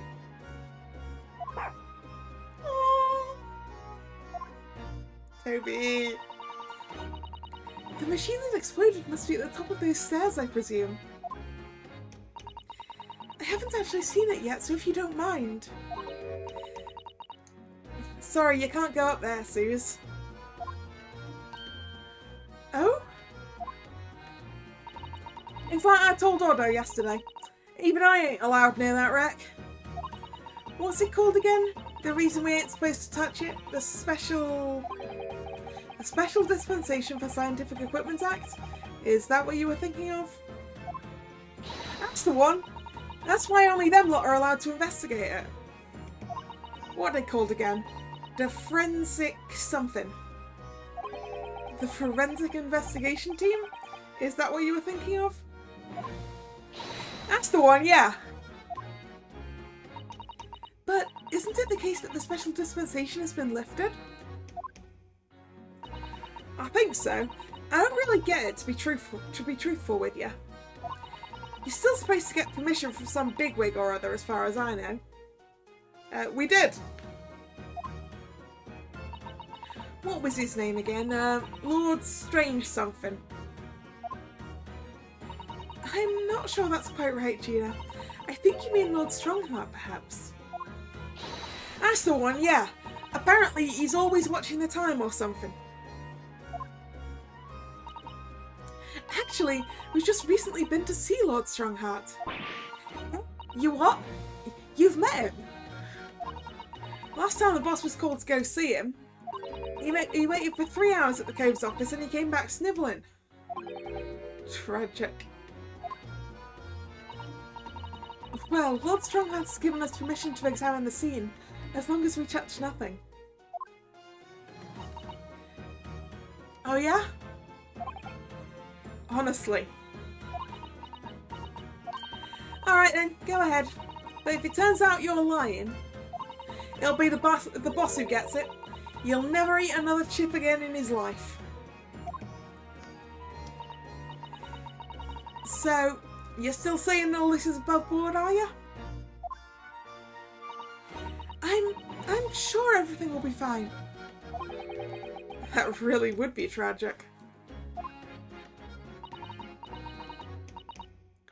Alright then, them's the stairs, off you go. Oh, thank you, Gina! But we need to go through the other bits too. It was great, weren't it?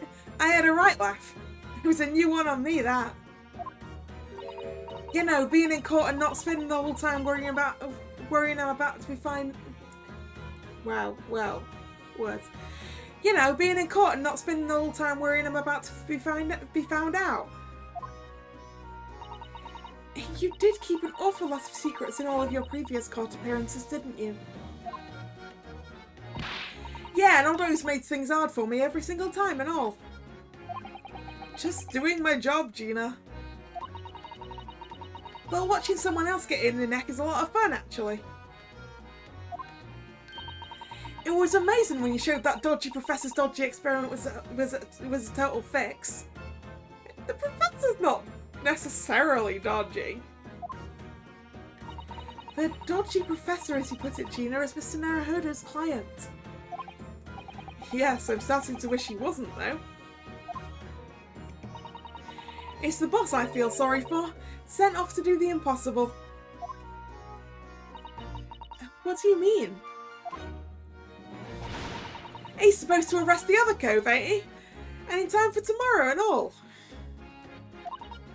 You know, the dodgy engineer, what's his name again? Mr. Drebber, you mean? Enoch Drebber. That's the one, yeah! So the police are looking for this mysterious man with the black monocle. I guess they would be. It's putting too much on the boss, if you ask me. He says it's giving him gut ache. Are you sure that's not all the fish and chips he's eating? Oh dear, but I do wonder if that isn't actually from all the fried food. Exactly, Suzette-san. Yes, the most important question is about the dog, and therefore that's the last question we're going to ask. So Scotland Yard are trying to track down Mr. Enoch Drebber. I wonder if they've had any luck. He's really funny looking. Got two eyes what don't match. Stole a glimpse of a picture of him earlier. I mean, I didn't actually pinch it or nothing. The old devil's got it. Sorry? Who? You know, that scowling reaper what's always glugging down glasses of that blood-red plonk. Ah. Van Zieks. Ah, Lord Van Zieks. Yeah, it is nice that Gina's worried about Gregson. Wonder if she's mostly worried about Gregson because of what might happen to her if Gregson's gone. He's always had it in for me, that cove. Don't know what he's always scowling about, mind. Probably would have been a pretty good boss as it goes. She'd rather be the Reaper's apprentice than a detective's trainee. The way I see it, if the choice is between a chip-guzzling detective and a chalice-glugging demigod, you're equally badly off with both. I suppose you're right. I hadn't thought about it like that. I'm glad we've put that one to bed. Anyway, the point is, everyone at the yard's dead set on finding the fishy engineer. But there don't seem to be no clues to go on, so they're stuck. There's nothing that can lead us to Drebber at all? Toby could lead us to Drebber.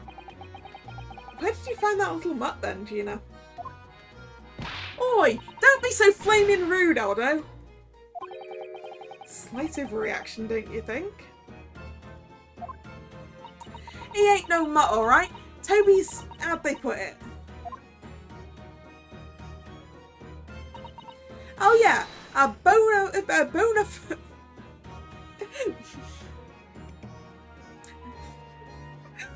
No!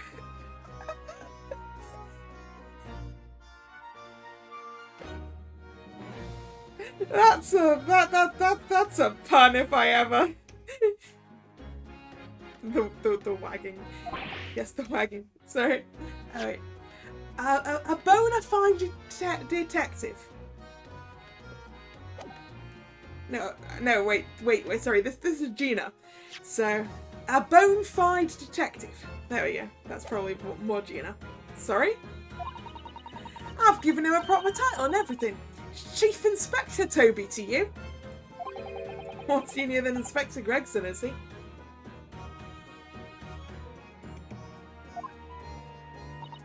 Oh, so he's a police dog, is he? The police recruit dogs now? I found that they're already being used officially in Germany as part of their city policing. They're used for chasing criminals and such like. They have a wonderful sense of smell after all. I have a fairly good sense of smell myself as it happens. Not as good as a dog though, Naruhodo. I can tell undergarments that have been freshly laundered from undergarments that haven't. Sherlock Bones. Oh no.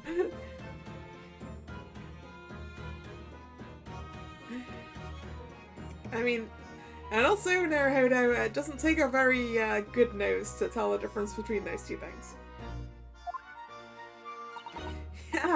That's nothing compared to this little fellow, Otto. Oh, really? According to what the boss said, once Toby here's got a good whiff of your drawers, he could chase that scent to the other side of the world. What? To the other side of the world? You mean he can swim? That's where you're going with that. Mr. Naruhodo, I think you may have missed the point by rather a wide margin. I just can't believe this little dog has such an incredible skill. What, the swimming or the smelling? I'm telling you, Odo, there's going to be more and more dogs doing their bit for the police in future. Yes, I agree. Right? One of these days they'll be barking orders at us lot, not the other way around. Oh dear, sorry Gina, I don't think I agree with your vision quite that much. Well anyway, whatever you think about that, Toby here is Britain's first police dog. And an adorable police dog he is too. I found him down in the East End the other day. Someone just chucked him out on the street. There you go. I knew she'd lifted him from somewhere. Oh, Gina, you're such a kind-hearted soul, aren't you? To children and to animals.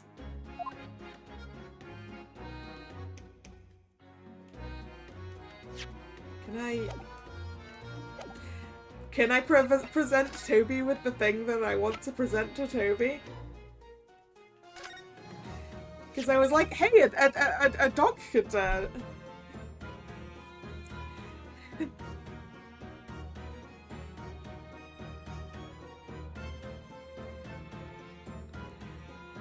About this, Gina.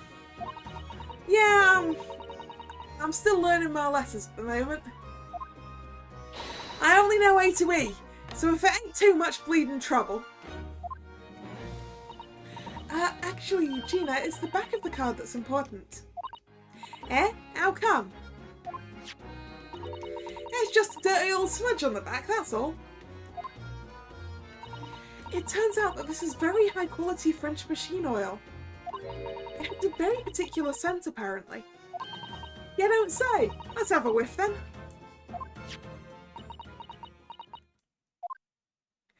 You sure? I don't smell nothing. No, we didn't mean that you should smell it. Oh, right, you mean Toby.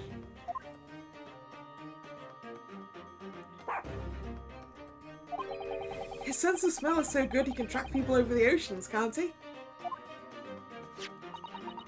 Professor Hairbrain informs us that this oil is unique to Mr. Drebber's workshop.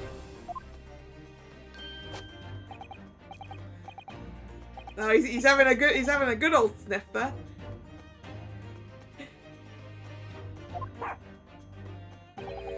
I think he's picked up a scent. So you mean if he follows the scent of this oil, Toby can lead us to that dodgy cove's workshop? That's right. That's exactly what we were hoping. Alright then, we'll give it a go. And we'll just borrow that. What? Wait, when did you... Once a pickpocket. If I can lead everyone to that Drebber's workshop, I'll be the boss's boss before next week. Oh yes, Gina. I'm sure you'll be promoted. Poor Gregson.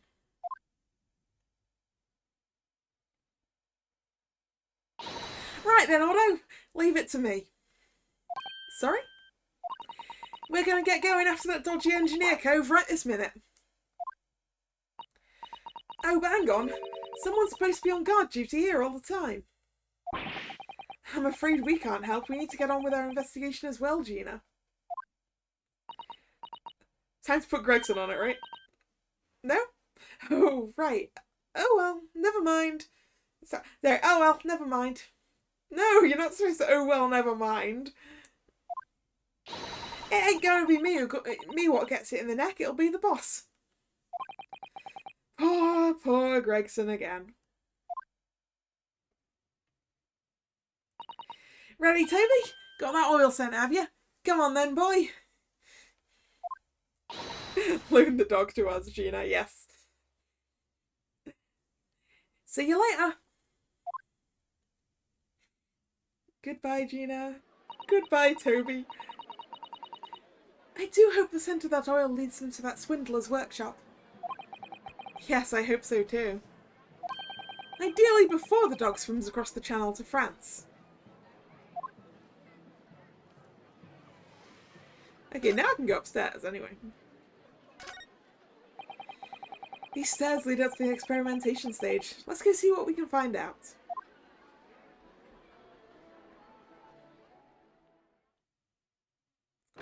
Why is it still sparking?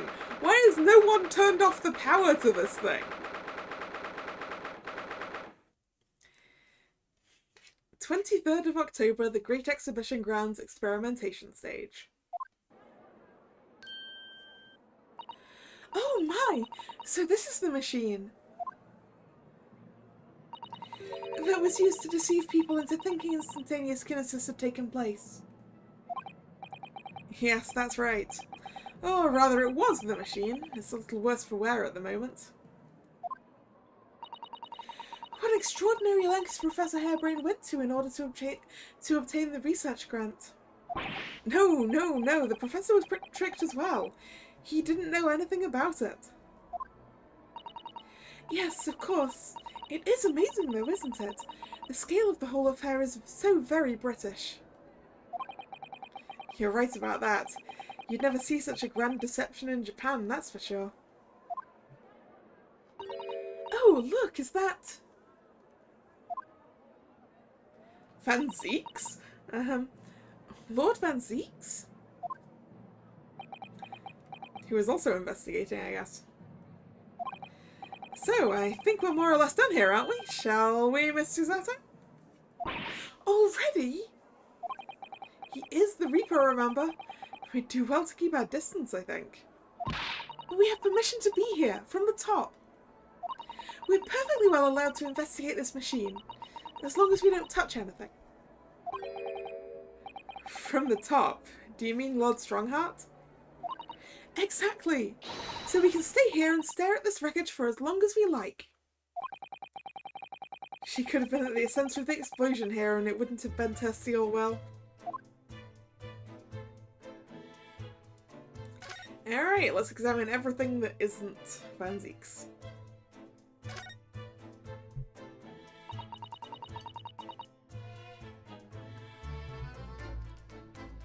What a terrible explosion it must have been. Even the steel girders have buckled and twisted in the blast. And what they call the birdcage was right in the middle of it all, just here.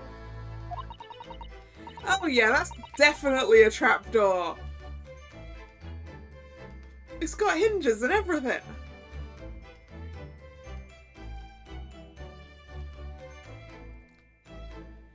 Yeah, that definitely opened up just to let the birdcage drop through it. There is literally no doubt about that. But look, Mr. Naruhodo, that metal grill on the floor. Looks as though it's designed to open. It does, doesn't it? If the floor had opened at the precise moment the explosion occurred, the birdcage could have dropped through and disappeared from sight. I don't think there's any doubt that this was a very elaborate hoax, is there? It's a good thing it's so obviously made to open. Oh, isn't it exhilarating? All this different architecture from all corners of the world? It does make you feel a bit like an explorer, doesn't it?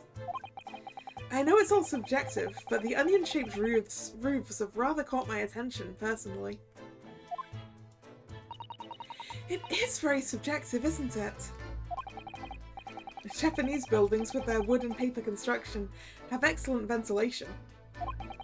And I've realised that British buildings, being made from brick and stone, are very strong and long-lasting. Yeah, excellent ventilation in Japanese buildings, whereas British buildings do not have excellent ventilation, and that is why when the weather gets remotely warm, it's an absolute and utter problem here.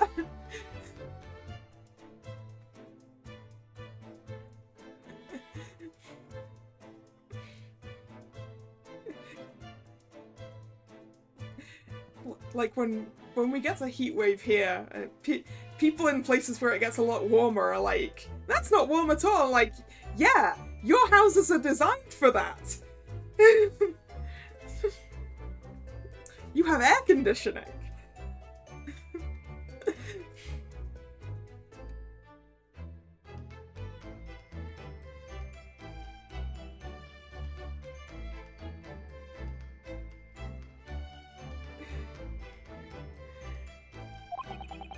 The more you know about how things are done in other countries, the more you understand your own, I feel. Oh yes, I do agree with you there. But I can't help wondering what an onion does for the roof of a building. I'm guessing it's to stop snow from accumulating on the top. Because that's Russian architecture, right?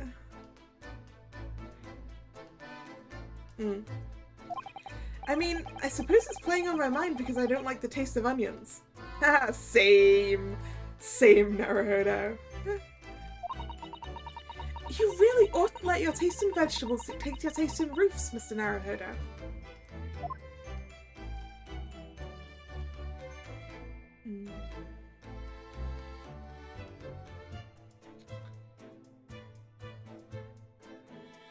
Yeah, so it is Russian. Good. Yeah, I assume the shape is to stop snow from building up. So that makes sense for Russia, right? Maybe there's other reasons for it. I know nothing about architecture. Isn't this the birdcage? Yeah, this is the birdcage.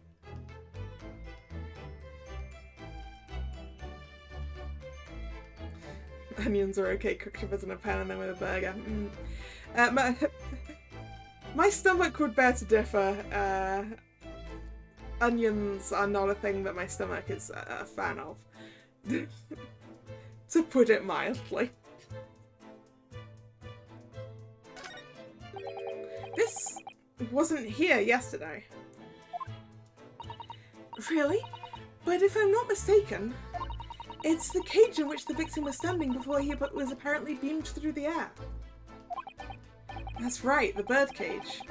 According to what Professor Harebrained said in court, it's made of wood.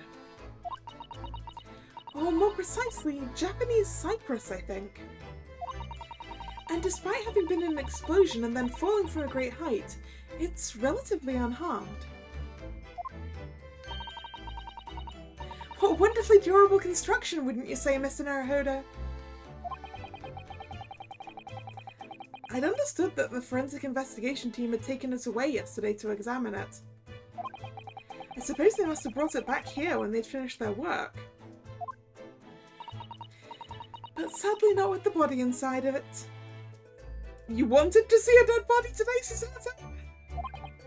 No, that's right. I know we were given strict instructions not to touch anything, but still. This is too important a piece of evidence to overlook. We might need it for the trial. Him saying that just makes me imagine that he's just like, we may need this, puts in pocket. Wooden birdcage. The wooden cage that was used for Professor Harebrained's experiment. This cage, with the victim inside, crashed down into the crystal tower.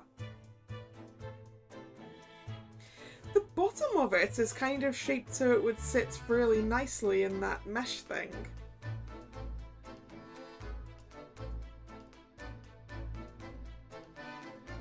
It's kind of pointy. Actually, I don't really know which way's up and which way's down, but... The wooden cage that was used for Professor Harebrained's experiment. This cage, with the victim inside, crashed down into the crystal tower.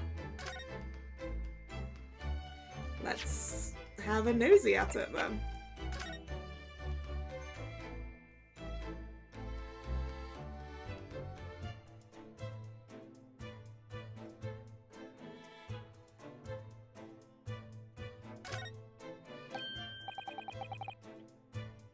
Look here, Miss Suzette. Where it should be very pointy at the end, it's been kind of flattened, right?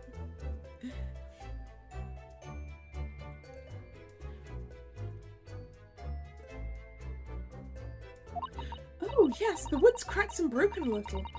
I suppose because it fell from such a height? Yes, from the height at which the balloon was flying down into the crystal tower below. A fall of about 30 feet, or 9 meters. Leaving the men inside tragically dead.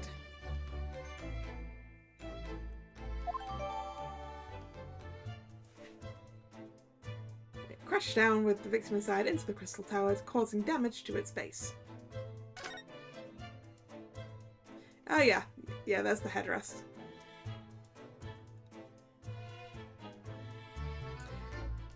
So yeah, it was definitely designed to sit on that grill, with that grill already basically being slightly open, right?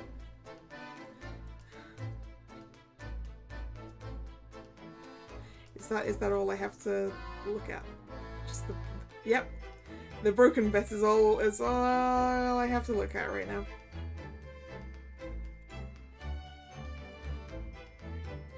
It's amazing that they managed to make, like, clasps out of, like, out of wood for this.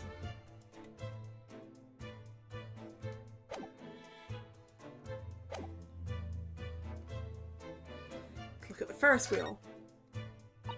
I hear that a ride on the Ferris wheel is a favourite romantic outing among young London couples. I think the romance would be slightly spoiled by the abject terror, personally. But then, I'm not a Londoner. Naruhodo's definitely afraid of heights, isn't he? Are you a little scared of heights, Mr. Naruhodo? It's not that I'm scared, not at all. It's just that staying on the ground seems so much safer. Well, perhaps I shall have to ask Iris and Mr. Sholmes to accompany me on it in that case. When you put it like that, part of me does want to give it a try. Oh dear, it is complicated for you, isn't it? I like Ferris wheels. Heights aren't a problem for me as long as I have a solid surface under me. So like something like this is absolutely fine. I have problems on rock climbing walls because not a lot of my foot is on a thing.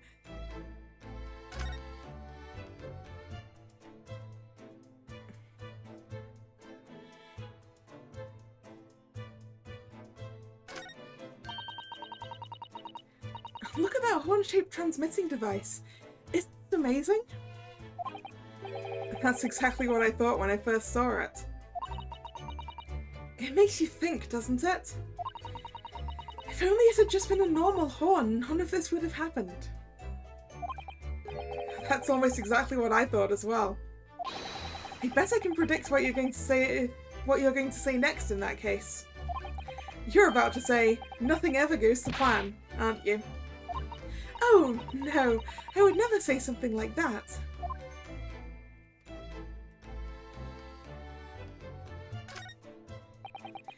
However much I look at them, I just can't come to terms with those Tamari handballs floating in the sky.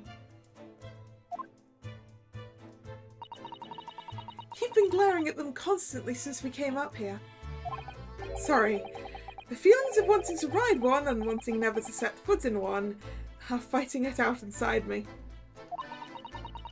But if you don't look where you're going, you might fall from the stage. I don't think I'd notice. That's how fiercely the battle inside me is raging. Plus, the stage seems to have safety barriers. I think you should make peace with riding in one, Mr. Naruhodo. It really would be much safer that way.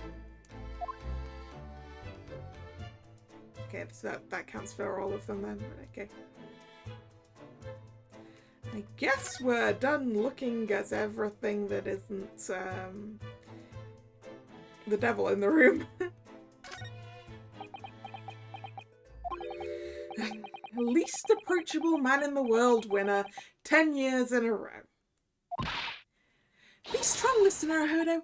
Your country and your assistants stand firm behind you.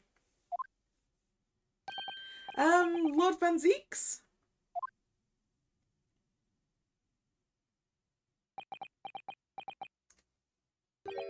What? Only 10 years. Well, it might only have been 10 years since his brother died and he became like this.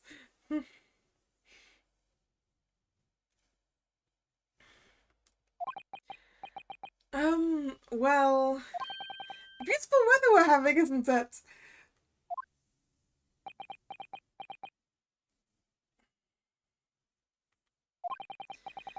I thought I was making it quite clear that I didn't want to be disturbed. Apparently, you Nipponese are unequipped to read the signs. Oh, I read them. So, what are you doing here? Entry to this area is prohibited. Ah, well, the thing is... Lord Chief Justice Strongheart granted us permission to investigate. On the condition that we didn't disturb anything. And yet you've managed to disturb me. Yeah, well, you're not part of the scene of the crime, are you? Ah. Never mind. State your business, then. Come to think of it, there are quite a few things I'd like to ask Lord Van Zeeks about. Not least of which is that awful case, even though it's nothing to do with this.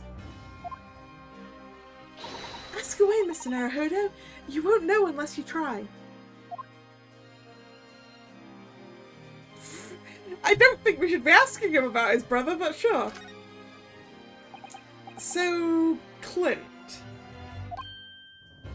That's not how to start that. Was the name of your older brother, I understand, Lord Van Zeeks. You Nipponese. I always have to be on guard whenever you're around. So you've been investigating me, have you? Oh, no, it's not like that. Well, alright, it is a bit like that. My older brother was also a prosecutor. He was the pride of the Van Zeeks family. But tragically, a vicious killer took him from us. The professor, you mean?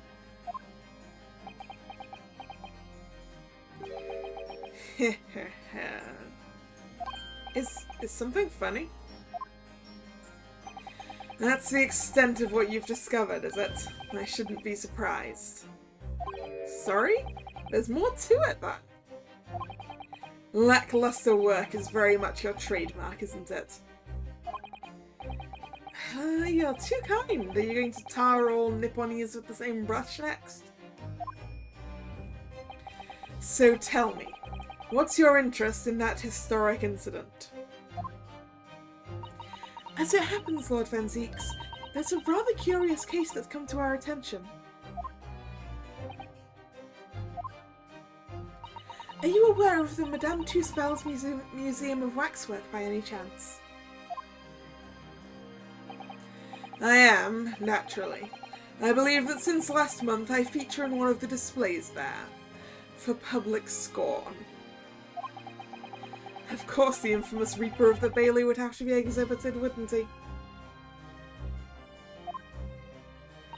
Well, a particular waxwork has been stolen from the place, and held for ransom. A particular waxwork, which... Wait! You mean... Yes, it's the professor. Mr. Sholmes is investigating the case as we speak.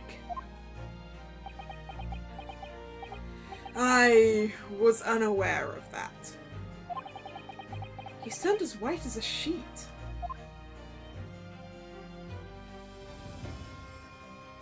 Are we sure his brother Clint wasn't the professor?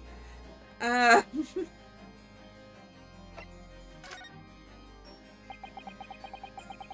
the police trying to locate the engineer, Mr. Drebber, already? Surely that goes without saying. We're very keen to see him found as well. The trouble is, we don't have much to go on aside from a description of the man we heard in court earlier. Which, according to Professor Hairbrain,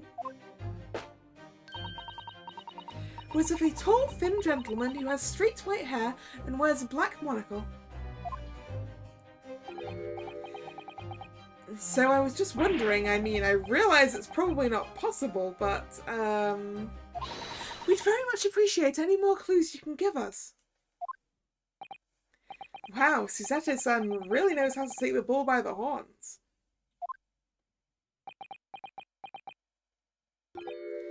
Fine, why not? I have a photograph of the man here from an investigation 10 years ago.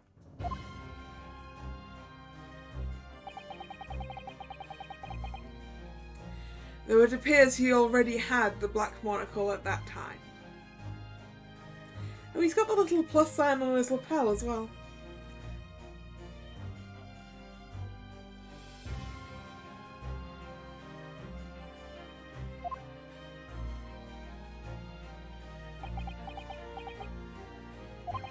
What? Sorry, what? Oh, no, nothing. I was just surprised that you shared that with us. We all need the man's testimony in court tomorrow. Which means we have to do everything we possibly can to track him down in the short time available.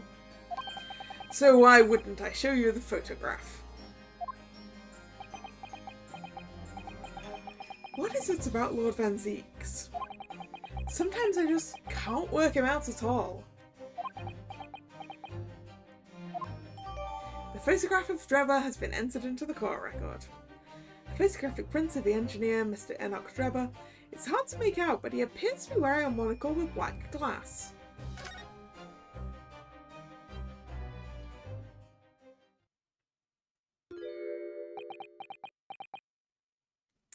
Hello, Mr. Masterman. The file I requested for the trial tomorrow. Thank you. This is Susato-san's first time meeting this guy.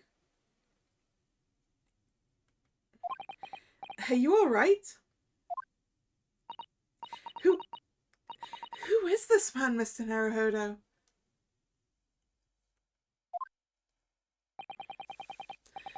Lord Van Zeek's apprentice, apparently. So I'm not the only one. Susato-san can see it too.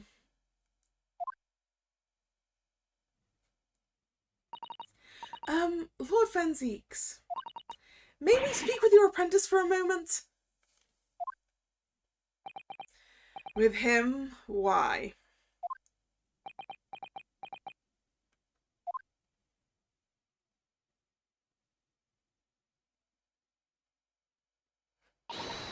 Kazuma-sama! Yes! I was right! I was right. Or at least Susato-san thinks I was right. He turned back. He's admitting it. Kazuma. I don't believe it. Your posture, your presence. It can only be... It's you, isn't it, Kazuma-sama?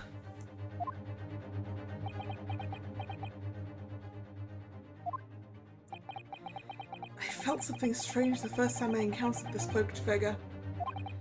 As if I knew him somehow. Can it really be you, Kazuma? Wait! Too late. What's going on here?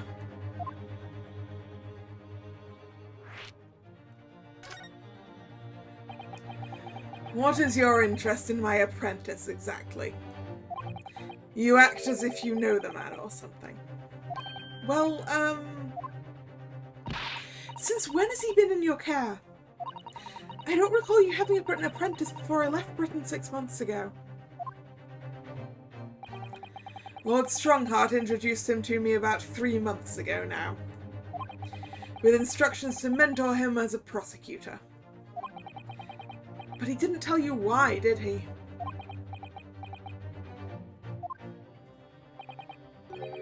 The man appears to be suffering from amnesia. Man, I wish I'd made that guess already, because I was thinking that.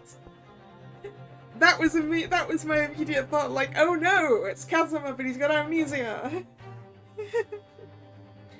He's forgotten every last detail about himself. He has amnesia? Tomorrow he will appear in court at my side. What? He's to serve as my judicial assistant, on Lord Strongheart's orders. He'll be in court with us? Now then, unless I'm very much mistaken, I believe this conversation has run its course. Oh, yes, thank you. I definitely saw a reaction there. When Susato-san called out like that, it really seemed to hit a nerve. When she called out Kazuma-san. Yeah, I mean, he turned back like he was reacting to his own name, so... Yes, he'll be in court against us, which,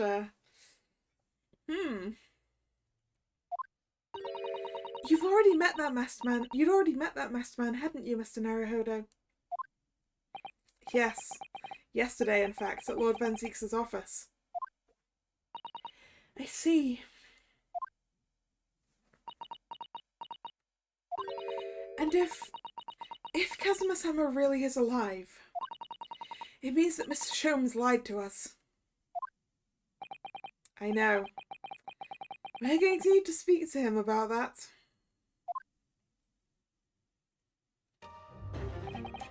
You're going to have to leave now. The forensic investigation team are due to arrive shortly. If they find you here, it will cause problems. What sorts of problems? Foreign affairs problems. Well, we could do without that. Alright, we'll be on our way. Let's go, Miss Susato. Of course.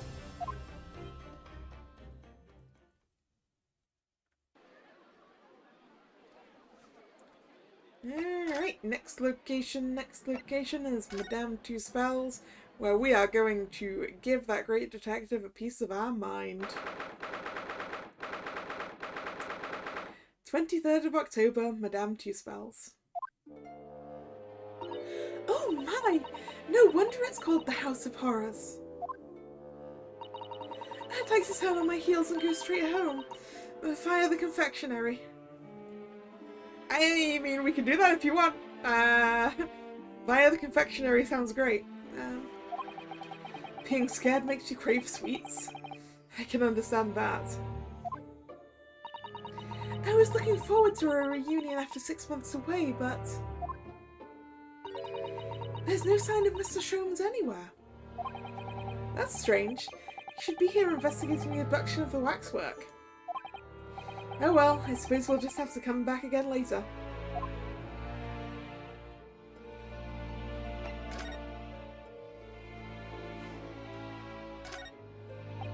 Ah yes, the heavy curtains in the middle of the House of Horrors. Whatever's on the other side of them, you just know it's going to be terrifying, don't you? The sign says it's the Madame Two Spells special exhibit. It seems that you have to pay extra to go inside. I know, can you believe that? Pay more money as if we haven't been scared enough already? It's not my doing, Mr. Naruhodo.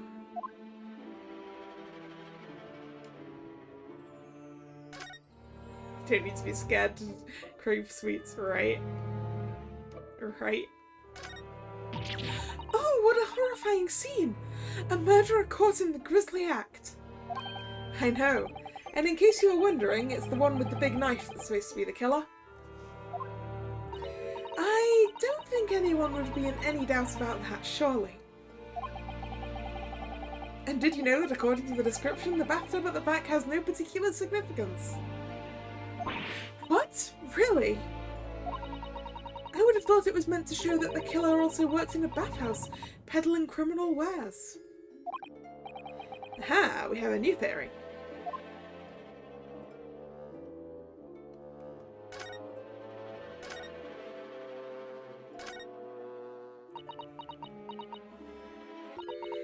This one's posture reveals his weakness. Sorry? The killer's stance leaves him wide open to attack. I'm quite sure I could see him off. With a Susato takedown, then a Susato squash, and finally a Susato smash. Right. And if that doesn't render the culprit unconscious, a Susato slam should finish him. A Susato slam? Oh, I'm sorry. It's rather hard to explain. Leave yourself open slightly and I'll demonstrate. Absolutely not.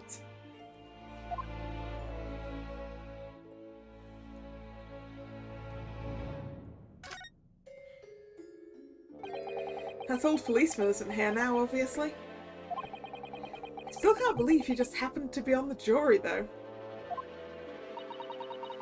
I'd understood that London has a population of 6 million people, and yet... You do seem to run into the same people disproportionately often, don't you? Right. Yes, it's such a surprise when people we meet before happen to turn up to be on the jury. Such a surprise. Or people that are incredibly related to the thing.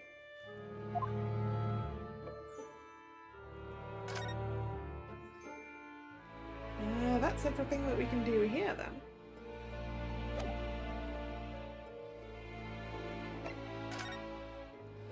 The forensics laboratory. That's a skeleton. Also an owl and a crow. And a skull in a jar. And a lot of other stuff in jars as well. I believe that's a spine over on the top left.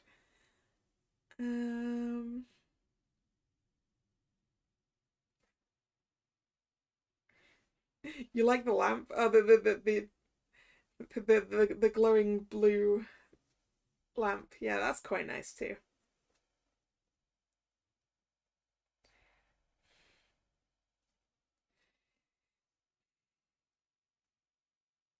I mean, I don't think it's actually a skull in a jar. I think it's one of those, what are they called? Bell jars, is it? Where they've got a big opening at the bottom and you put it on top of something. I don't remember if that's what they're called.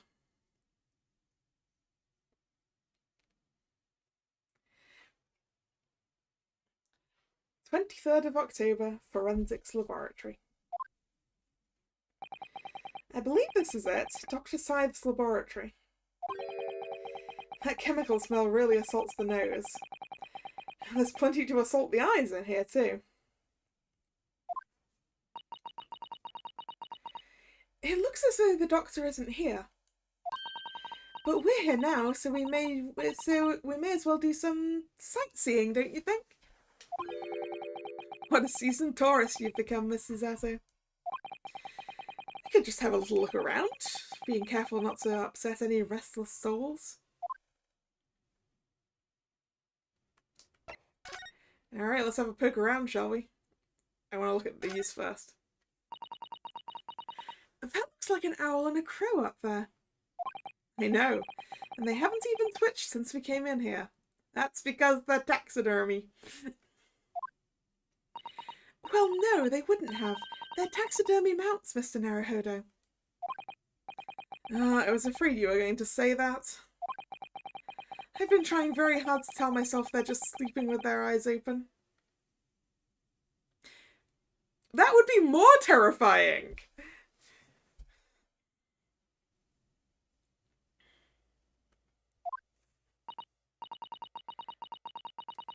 Yes, I think perhaps you were wise to put up something like your Darama doll on display in the office instead.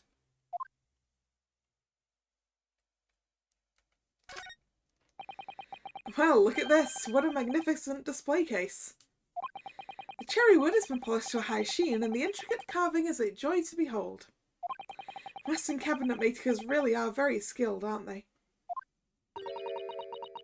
Do you have nothing to say about the skeleton inside, Mr. Naruhodo? Miss Susato, can't you tell that I'm trying very hard to avoid talking about the terrifying contents of the case? Which is, probably a real skeleton, I imagine. That's how I cope. I'll be sure to remember that from now on.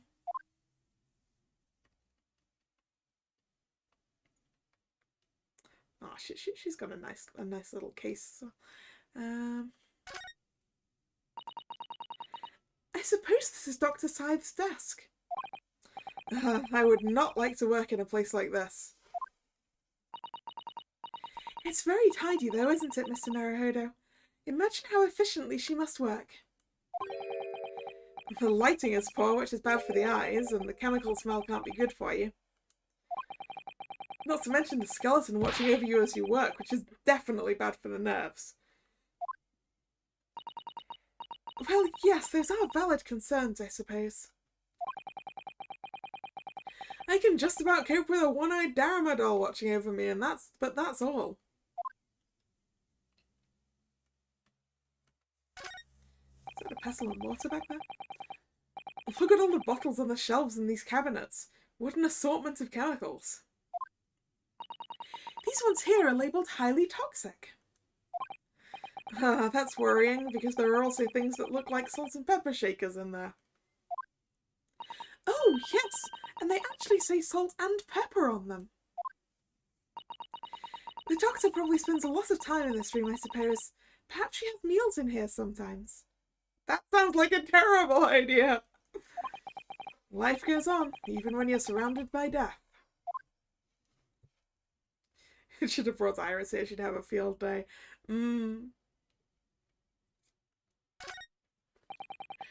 Nothing particular of note. You just don't want to look at the spine, do you? No.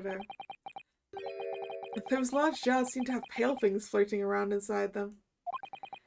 I suppose they're fruit liqueurs or something, or like the pickled umeboshi plums we make back home. Oh, they're pickled alright, Naruhodo. But I don't think they're for eating.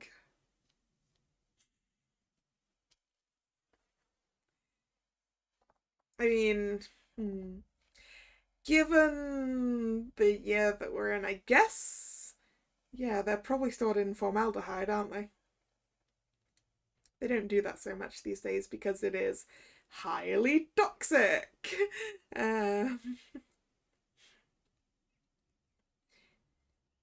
Things get stored in alcohol now.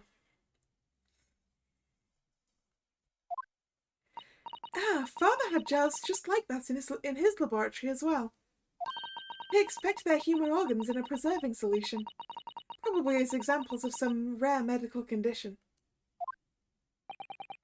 Miss Susato, there are some things in the world that it's perfectly fine never to know about. Ever.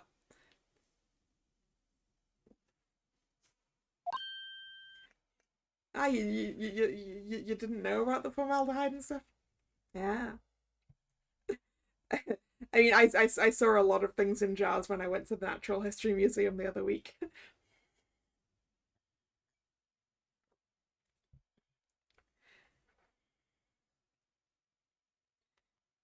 There was a whole room for it.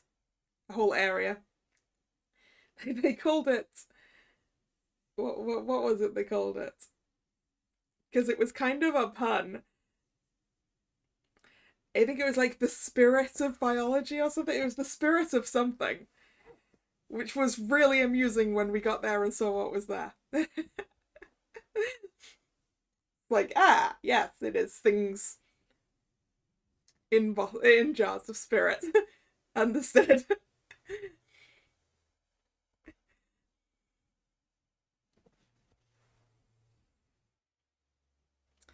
No, you didn't have biology in high school. Ah, we had to do all three: biology, chemistry, and physics. Biology was always my worst one.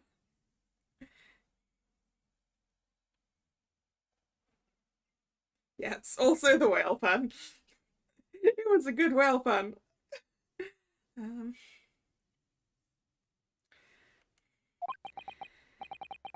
so, as I said, I'm sure they're fruit liqueurs or umeboshi, aren't they? Of course. Yeah, but don't try to eat them or drink them because you'll probably die. A table and a set of sharp tools. When you consider each in isolation, it all looks quite innocent. So why is it when you put them side by side they seem so horribly disturbing? Probably because of the bloodstains on the table. It might be best not to ponder it too deeply. Seeing the large tome that's open on the desk does make me wonder, though. How can anyone concentrate on bookwork with this acrid odour of chemicals in the air?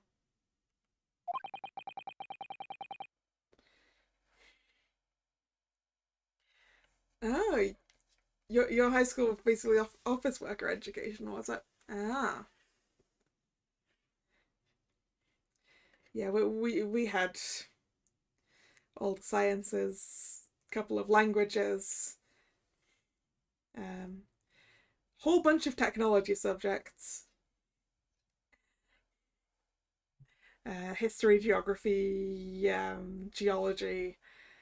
Um, what else? English and maths, obviously. Religious studies, um, health studies. A couple of other things that I can't think of right now. Probably music, drama. Um,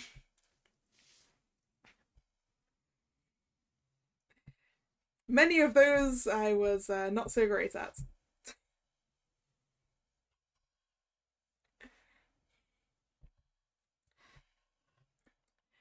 You'd either have to have a cast iron constitution or a really terrible sense of smell. That's true. Is that everything we can look at in here? I think that's everything we can look at in here. Alright, back we go. And that's the thing at the bottom, so I guess... If Sholmes wasn't at the Waxwork Museum, maybe he's back at home now. Or maybe not.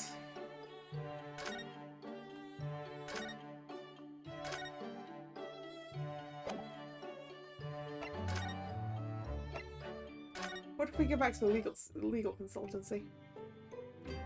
Do we have anything? Oh, yes. What should I do, Suzato-san? Do you know, I honestly thought I might never have the opportunity to return to Great Britain. And certainly not so soon. It's funny, for the past 6 months I haven't been able to work in court. Meanwhile, you've been raising a storm in the Supreme Court of Judicature back in Japan.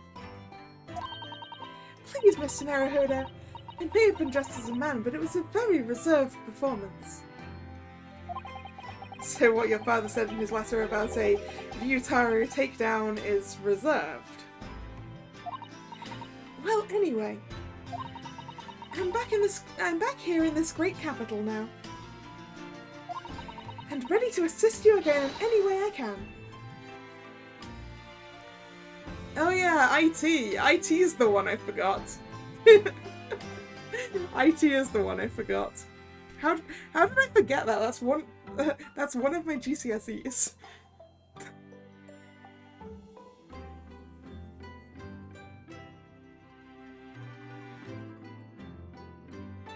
Yeah, the languages we had at school were French and German. Oh, and PE. I also forgot. Of course, I forgot PE.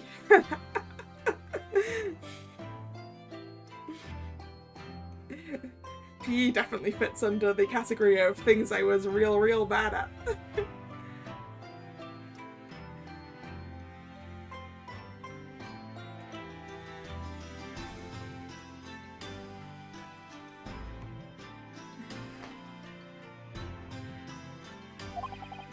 Thank you, Mr. Zato.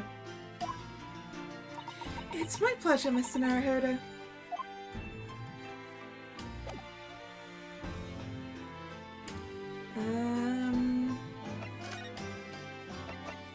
Is there anything to see at the Lord Chief Justice's office? Nope. At the prison?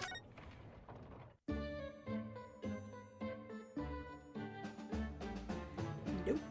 Nothing new.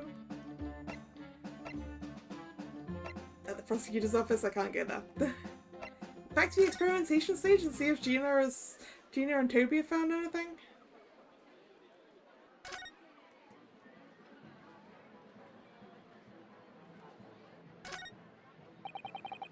We'd better not try going up those stairs to the stage area now.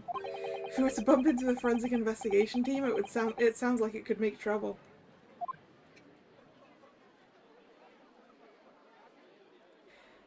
Ah, trade school. Interesting. Yeah, a couple of those things are things we had as technology subjects. We had electronics and we had resistant materials, which was metal and woodworking.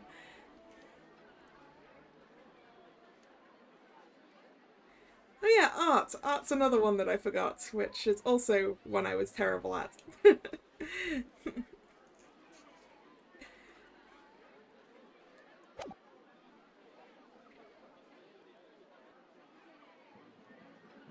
Oh, we also had textiles and food tech. And well, actually, I mean those were within the technologies brackets, along with graphics.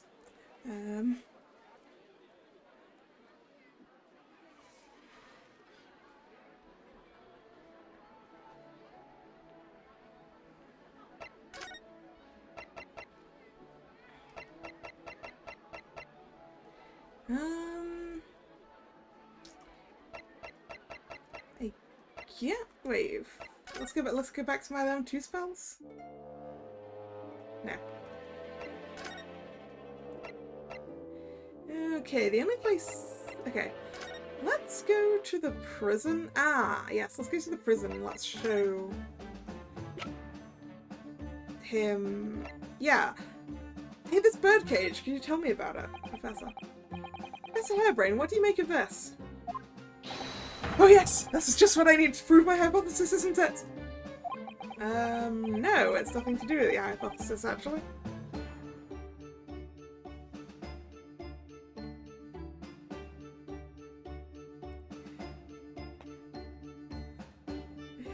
Yeah, textiles and food tech together, I think they did call them home economics. I think that's what they called the area with, like, the 3 classrooms for that. Yeah, we learned to iron stuff, I think. Actually, did we? No, I don't think we actually properly learned to iron stuff. We used an iron at one point to do a transfer thing, but we never learned particularly useful stuff like how to actually iron clothes.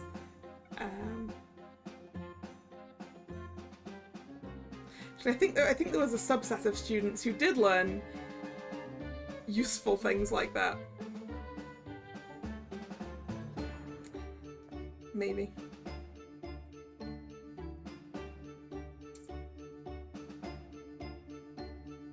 But yeah, we had a couple of years of where we'd sort of rotate through the different technology subjects, and then they got us to pick like 2 of them, and to do a bit more for another year, and then we had to pick 1 of them to do the GCSE. That's how my school worked.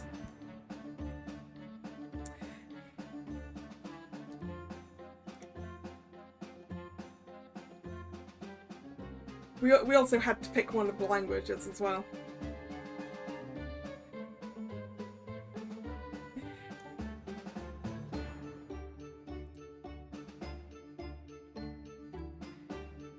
Yeah, compulsory was English literature, English language, maths, double science, a language, a technology. And then you had 2 optional things which you could use for all sorts of for the various other things. I mean, I say optional. You had to pick 2, but they were choices from like a great big pile of things.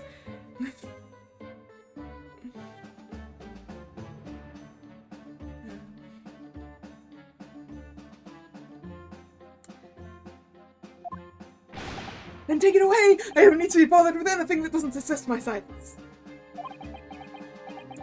Alright, keep your abundant harem.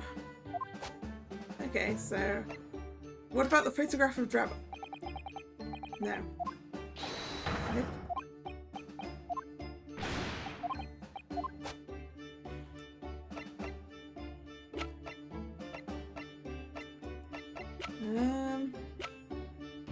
What if I show him his screwdriver? Professor, do you recognize this? Oh, it's Andrew, my faithful friend. How have you been? Are you alright? Nobody's mistreated you, have they? Don't worry, he's being very well looked after. I always rub him with machine oil until he's gleaming. Right.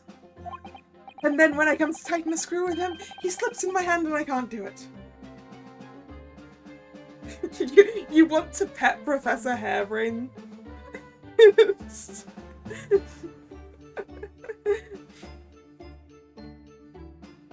It does look...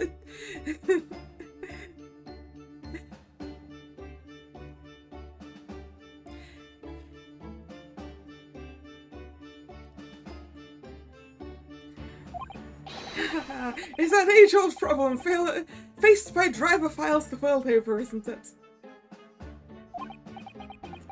I really wouldn't know, I'm afraid. Again, I don't think the professor's going to tell us anything useful. But is there anyone else we can show things to? I don't think there is. Maybe we should go back to the forensics laboratory and see if... No. It definitely feels like I should be showing something to someone.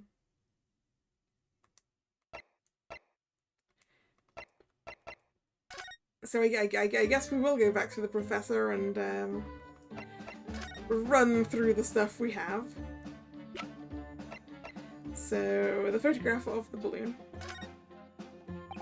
Nope, that's not anything.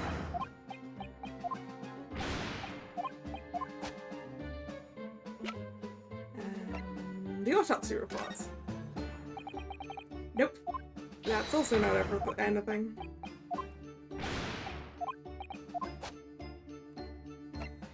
The photograph of the victim. How could this have happened? He must feel awful. As well as the man losing his life, the Crystal Tower was greatly damaged too. I know what happened. It must have been that. That? The day before the demonstration, I had my usual meal of frankfurters at the hotel restaurant. When I paid the bill, they gave me 3 shillings too much in change. But instead of saying anything, I just slipped the coins into my pockets. They're still there now.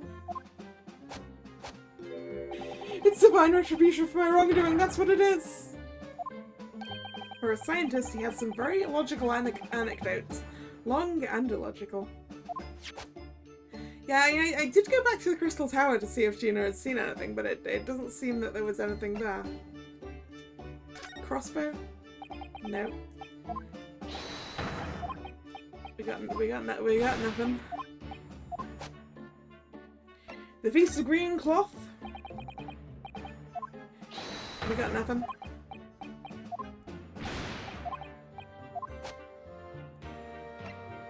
A sketch of the experiment? Nope.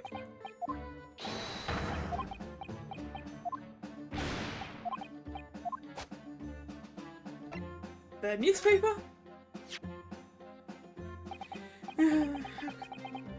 Wait, no.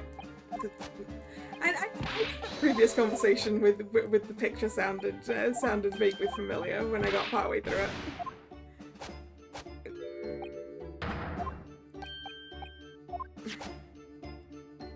My armband! Ah, fascinating, yes. I know. Wait, we did this. We did this conversation last time. About the fact that his lab coat is way too small for him. Okay, so there's nothing we can show the professor. Yay. Let's see, there is, unless there's something I, like, missed down here or something. Oh, wait a second. We haven't looked at this.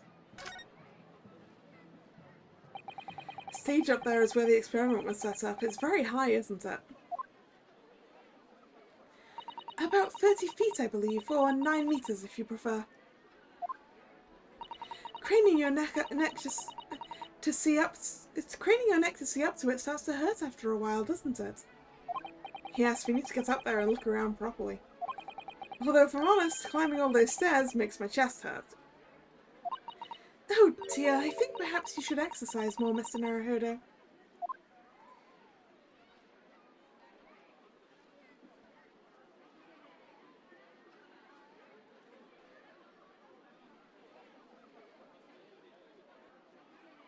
It's all the same down there. Check did that. Oh, wait, that's a new one.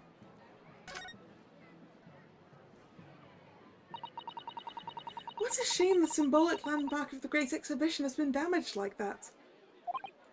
Yes, unfortunately the birdcage crashed in the most prominent position possible. It's the gods giving us a warning, if you ask me. Man must travel under his own steam and not cut corners with instantaneous kinesis. But imagine what might have happened if the birdcage had landed on a slightly different location. The death toll could have been far worse. So I think perhaps it was a blessing in disguise. Well, the gods are benevolent, obviously. They did say it was just a warning. So I did say it was just a warning. Man must travel under his own steam, or next time birdcages will rain down on all of you. Your faith is much stronger than I realized. Well, how do you think I passed the entrance exam for Yume University? It wasn't by studying alone.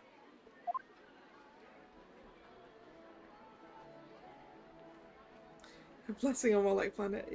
The thing is, they're all like, it fell through it, but isn't that...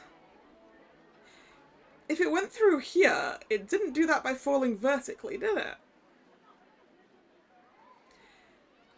Unless this circular face is on more of an angle than I think it is.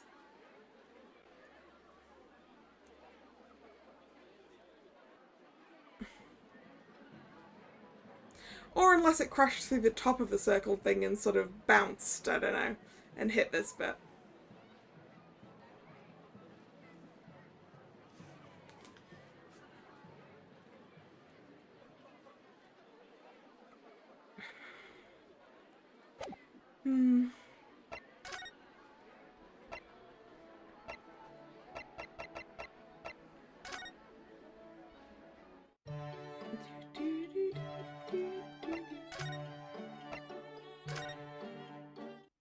What if I present things to Susato?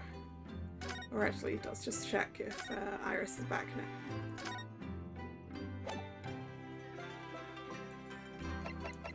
Hey Susato? What do you make of the photograph? Miss Susato, did you see this? You have such great expectation in your eyes, Mr. Naruhodo, but I'm afraid nothing particularly useful comes to mind at all. Oh, sorry. I'm not sure what I was expecting, really.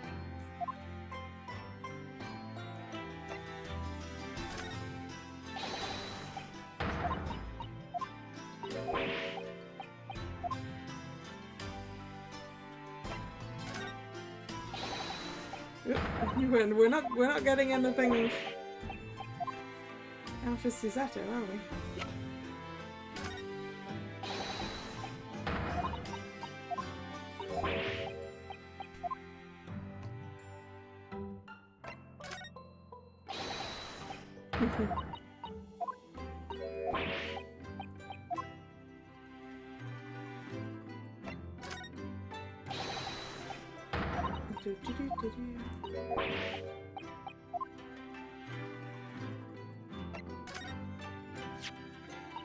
This was used to shoot down the balloon, wasn't it?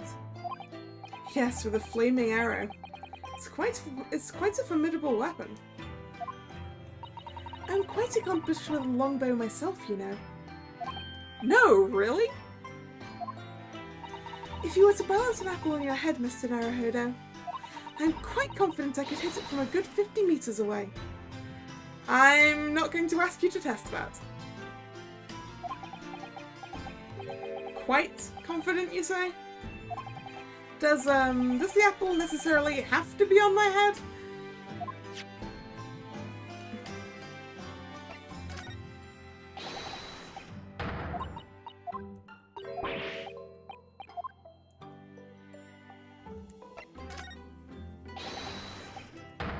Well, I mean, I'm glad we did this so that we could get that little anecdote, right?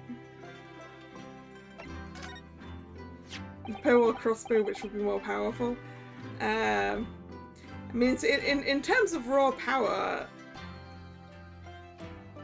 a crossbow's probably more, because you don't have to pull it back with your own strength. So it can have a lot more tension behind it. So on a pure power point of view, the crossbow is stronger.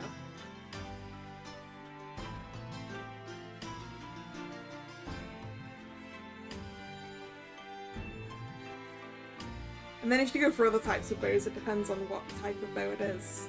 Like, I believe a longbow is stronger than a recurve, but it's also more difficult to use.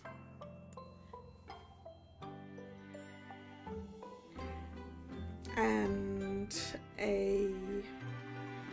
what's the word? I don't remember what the one with the little cam wheels is called. I can't remember. But that's also stronger than a recurve because that's got a little bit of mechanical assist.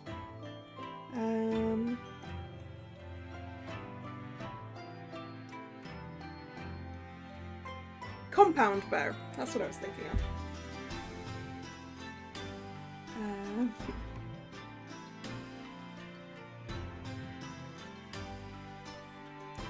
About this paper, Mr. Sato.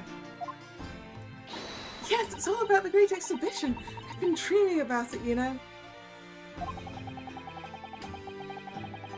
I was sorry that you were going to miss it when you were called back to Japan. So was I. I felt desperately unlucky.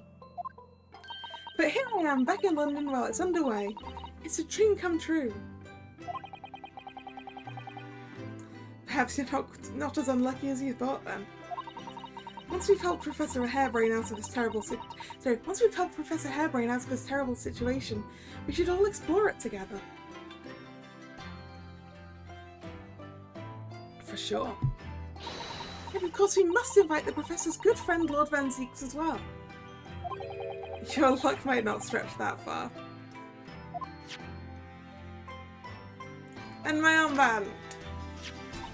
You're still taking good care of that armband, I see. I'm so pleased. Well, yes. It feels like I wouldn't be me without it now, to be honest. Oh dear, there seems to be a thread coming loose just there, look. I'd be only too happy to mend it for you, Mr. Naruhodo. Oh, thank you. I must have scraped it against something again. I'm always doing that. Then take better care of it, please. It was all going so well until I ruined it. Yeah, that was such a gentle smile until she got mad at me. Okay. Let's work our way back down again. Sholmes. No. The Lord Chief Justice. No. The prison. Actually, we should probably check that there isn't anything different to talk to him about. The experimentation stage. No. Madame Two Spells. No. The forensics laboratory. Also no. Okay, what am I supposed to be doing now?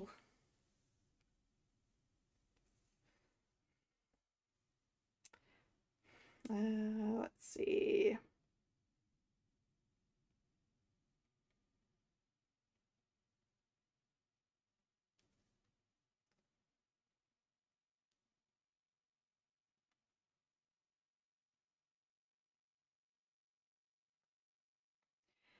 Because I've definitely like just missed something, haven't I? So I'm just gonna look up where that was.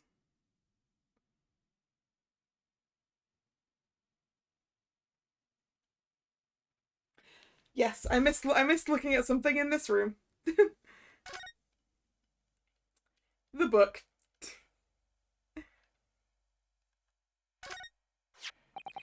Look at this big thick book here. Ah, it appears to be an accounting ledger. It's a record of the forensic investigation team's spending, I think. Oh. What is it? It's clear that the team purchases various equipment and supplies on a monthly basis, but... well, one entry seems rather strange. Really? In what way? They're buying 500 scalpels every month. What do they need 500 scalpels a month for?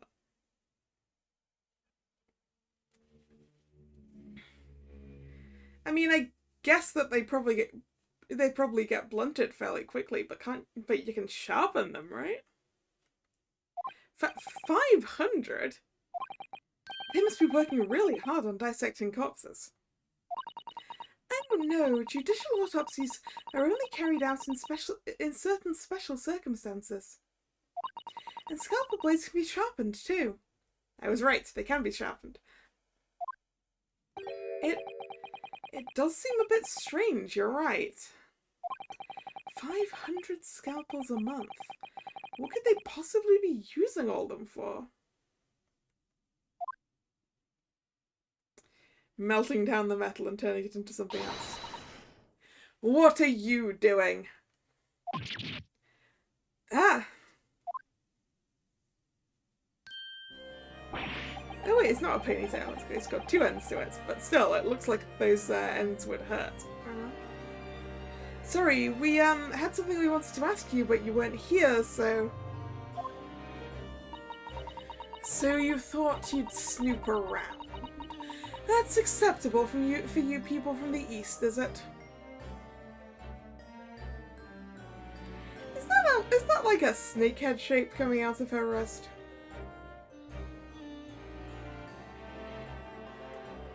I know she's got like, I know her type-in looks like the rod of Asclepius.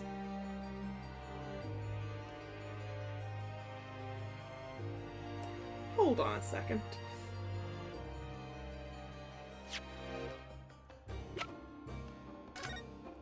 Okay, it is a different plus sign. Okay. So I was thinking that's kind of a plus sign on her lapel as well.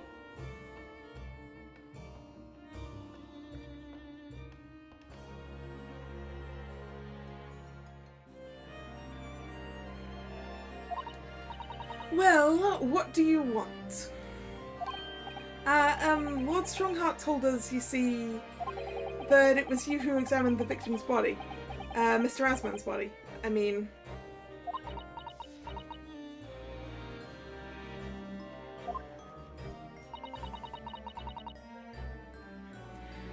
So we came to ask you about your findings. on Lord Strongheart's advice. Very well.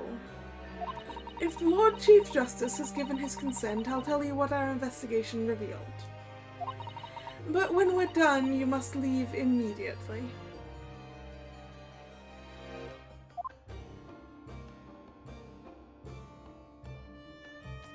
Oh, I see. So some of her hair sort of comes out the top of that bit, and some of it is sort of wrapped around to make that, I think. Converse. Your findings. So, you want to know what the forensic investigation team determined through its examination of the scene. The victim, Mr. Odiazman, who disappeared from the experimentation stage amid an explosion, and the Mr. Adzvan, who appeared moments later partway up the Crystal Tower, are not the same person? Were without question one and the same person. Oh, okay. That is the team's conclusion. But that can't be right. If it were an elaborate trick, we can only speculate about how it was carried out.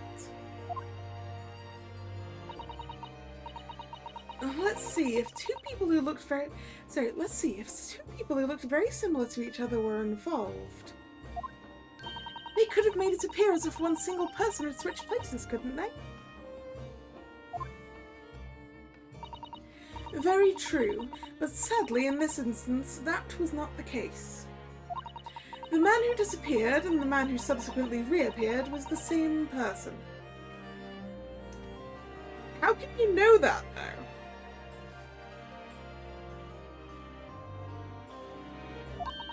The fingerprints at the scene make that quite evident. Ah, fingerprints. Yeah, but he was involved in the making of this thing the whole time. They could have been old fingerprints. They're still not officially recognised as forensic evidence in the British justice system. But one day, they will be used as an investigative aid as a matter of course. Oh my, but that would mean that the instantaneous kinesis actually took place. So where does that leave us?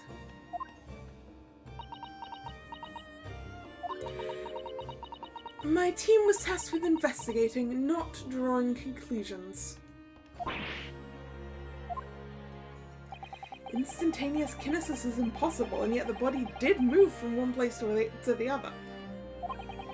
This hasn't cleared anything up at all. It's made the whole thing even more of a mystery. I mean, Mr. Asman could have been on the stage, could have taken a secret exit off the stage to get in the balloon. And then the balloon goes up while everyone is distracted by the stuff that's going on the stage. Right?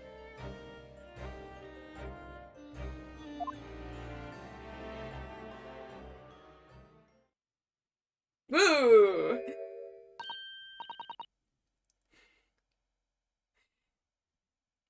Gal's got a plague doctor mask. Mama, who's this? Where did she spring from? And did she just call the doctor Mama? This is a lawyer, dear. Oh.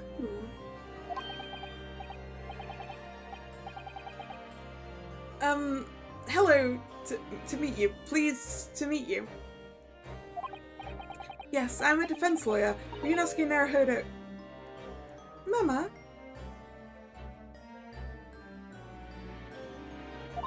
Yes? I was trying not to have the Doctor Who flashbacks. Yeah. It's fine. The fact that it's bird-shaped is helping.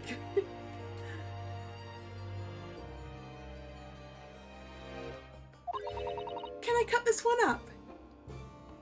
What?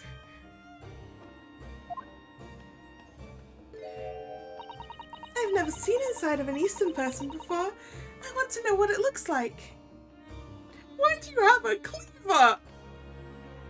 I can understand the scalpel, but why do you have a cleaver?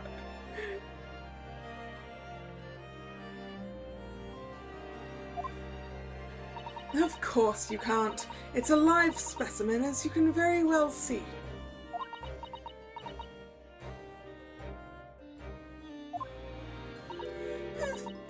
Boring.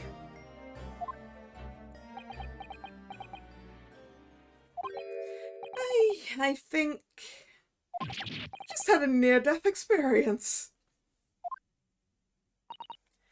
Oh dear, Mr. Naruhodo, you're as pale as a corpse.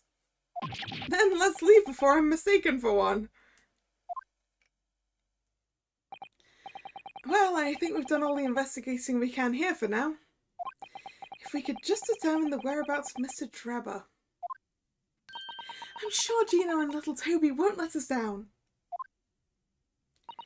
Now then, do you think we ought to try to speak with Mr. Sholmes at this point? We have things to discuss and I'm dying to meet him again after all these months. Yes, it's quite possible he might know something useful, you're right. We ought to find him at Madame Two Spells. He's supposed to be working there as a temporary waxwork exhibit. Yes, Iris told me all about his latest unusual venture.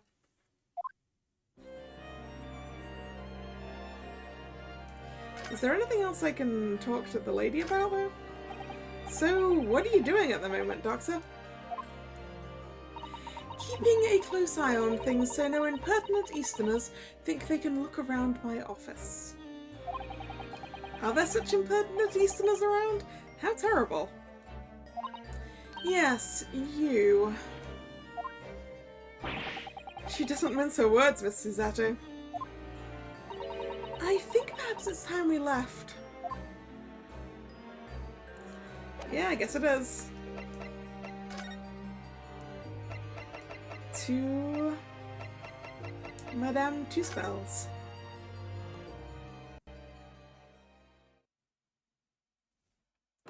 (23rd of October), Madame Two Spells, Museum of Waxworks. Here we are again at the House of Horrors. I'm afraid I haven't got used to the place yet. I'd still like to turn on my heels and go straight home, via the confectionery, of course. Yeah, I'm glad we got a proper look around her place while she wasn't there. Susato-san really is after something sweet today, isn't she?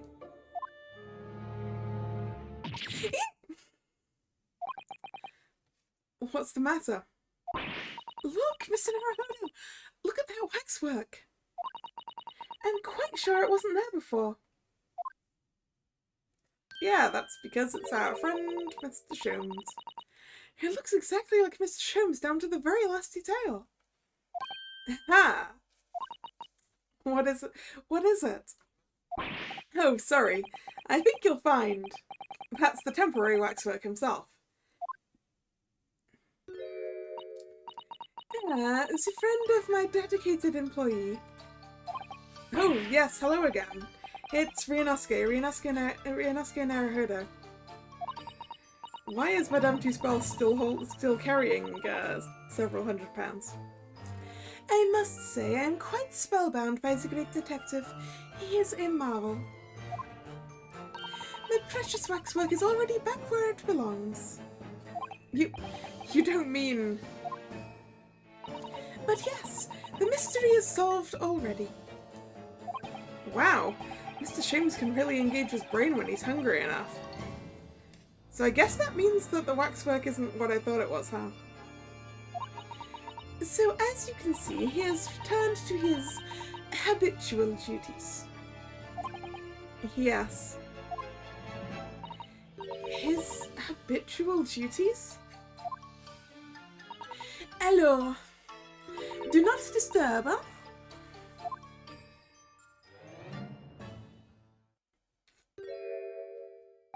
Poor Susato-san, she looks very perplexed.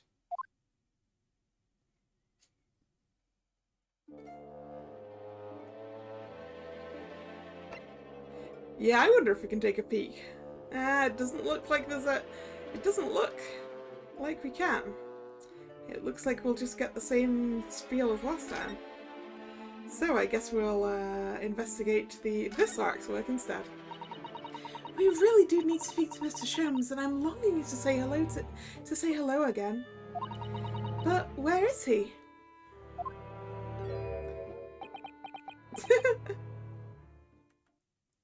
I think you might find that he's quite nearby, actually. Oh? What do you... Indeed, my dear fellows, it is I. The world-famous great detective and waxwork, Kalla Shearwater.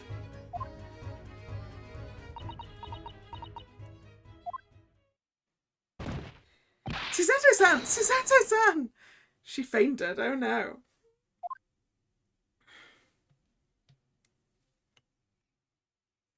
She was already scared and then you jumped out at her, Sholmes. What do you expect? My most humble apologies. I thought I'd died and gone to eternal paradise for a moment, via London. My dear madame, allow me to make amends by offering you a tasty, free deduction at some point. As long as it's not of questionable street food quality. I don't understand. Why are you working as a waxwork here, Mr. Sholmes? Merely a secret identity, you understand, the case is largely solved now. Largely solved? Is that the case of you not having enough money, or...? We're talking about the waxwork abduction, I presume. Indeed we are, my good fellow. As I predicted, it was as easy as proverbial pie. Though I confess I'm yet to partake of a pie, proverbial or otherwise, or any food so far today for that matter.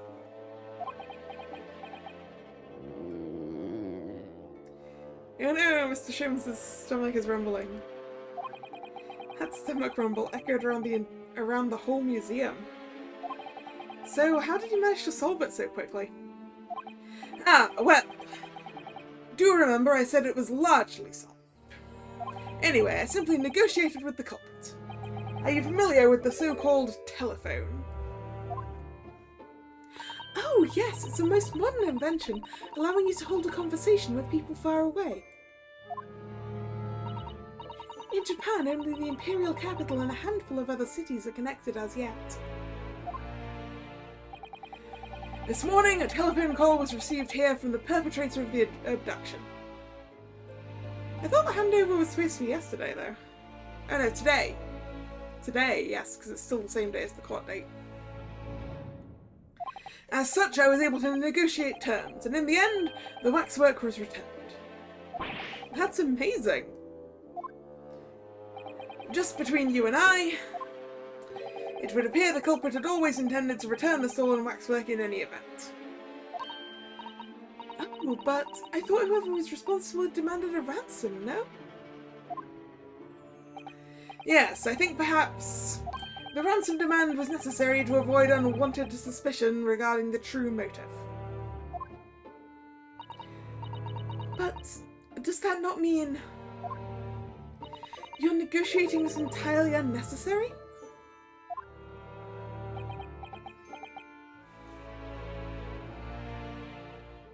So, I mean, they could still have borrowed a waxwork to stick in the birdcage and send below the stage. A fact I must ask you to keep from Madame Tuspel's at all costs. A hungry young Iris awaits my return to Baker Street after all. Poor Iris. Now then, do I sense you have some business with this great waxwork? We do. We're in the process of trying to track somebody down. Oh? Yes, a man by the name of Enoch Drebber. He's a swindler who duped Professor Hairbrain and the engineer who built the Kinesis machine. A swindler and an engineer. Quite the modern man. He also seems to be a conjurer of sorts too, with considerable knowledge of stage magic. We really need to locate him before the trial resumes tomorrow morning. But we have so few clues to go on, that's the trouble. Do you have any good ideas? I have no data yet. It is a capital mistake to have good ideas before one has data. If I knew something of the man's appearance at least, I may be in better position to help. Yes, Streber's appearance.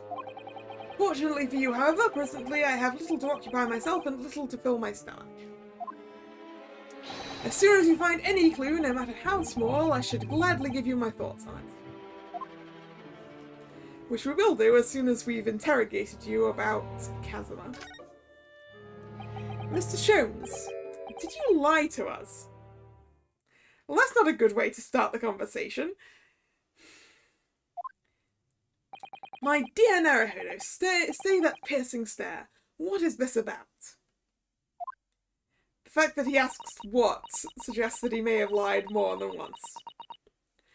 Last winter, when we were first on our way to Britain aboard the steamship. Your words were very clear. So then, let us unravel this mystery and discover what events led to this curious murder. You told us that it was murder, and you examined Kazuma-sama's body. Indeed, and wherein lies the problem?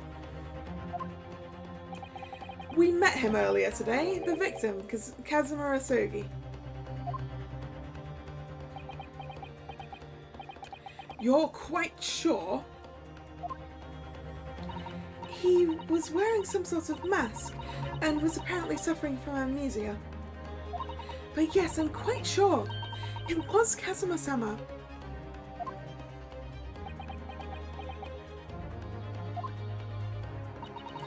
You must have known at the time, Mr. Sholmes, that he wasn't actually dead.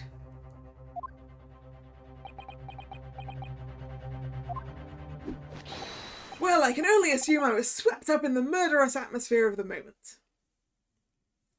Or it's entirely possible that Sholmes doesn't know enough about medicine to know whether someone's actually dead or not. But the fellow wasn't dead at all? Ha ha ha ha ha ha ha! Priceless. I don't suppose that performance would pass muster, would it, Mr. Naruhodo? I could believe that the crewmen present at the time made a mistake. But not you, Mr. Sholmes. I will now tell you something of the first importance, my dear fellow. Great detectives are wont to lie. It will serve you well to remember that. Please, Mr. Sholmes. Tomorrow in court you will find yourself on the threshold of a very great mystery. For now, I'm afraid that is all I can say. Don't like that, Mr. Sholmes. Anyway, this is a photograph of Mr. Drebber. Mr. Sholmes, would you cast your eyes over this photographic print? It's of Mr. Enoch Drebber, the face of the engineer we seek. Well, all Englishmen look broadly the same, of course. So looking at the photograph won't be particularly instructive. Are you alright, Mr. Sholmes? Is this Moriarty? Yes, forgive me. Very interesting, this. Very interesting indeed. What's wrong, Mr. Sholmes? You've turned quite pale all of a sudden.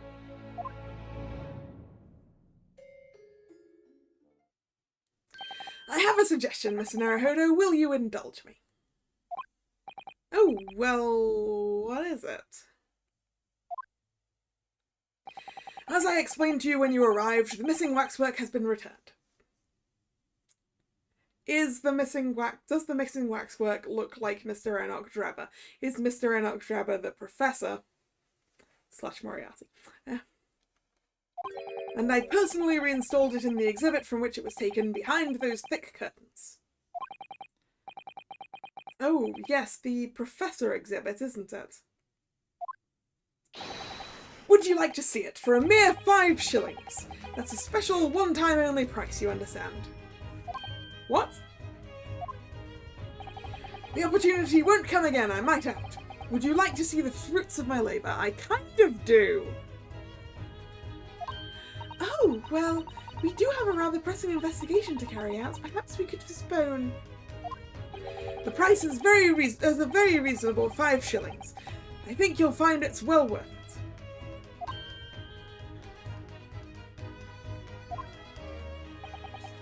Are you being quite serious, Mr. Sholmes? Surely you need only look at my expression to ascertain if this is seriousness or silliness. Actually, it's hard to tell with you, Mr. Sholmes. I can never tell with you, that's the point. Very well, it couldn't hurt. Here's your 5 shillings. Gratefully received. So, the special exhibit awaits behind the curtain. I invite you to peruse it at your leisure.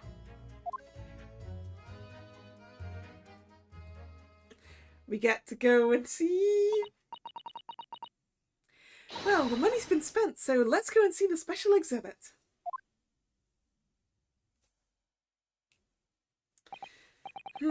Through those heavy curtains at last.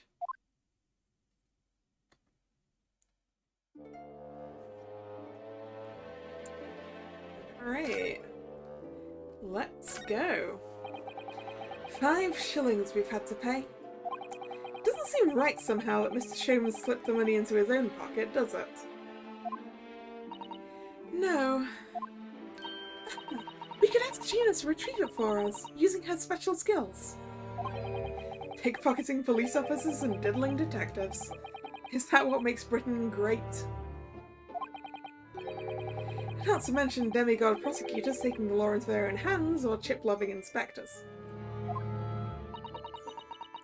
Inspector Gregson comes off rather well in that list, I think. Yeah, doesn't he? Alright, what does this professor look like?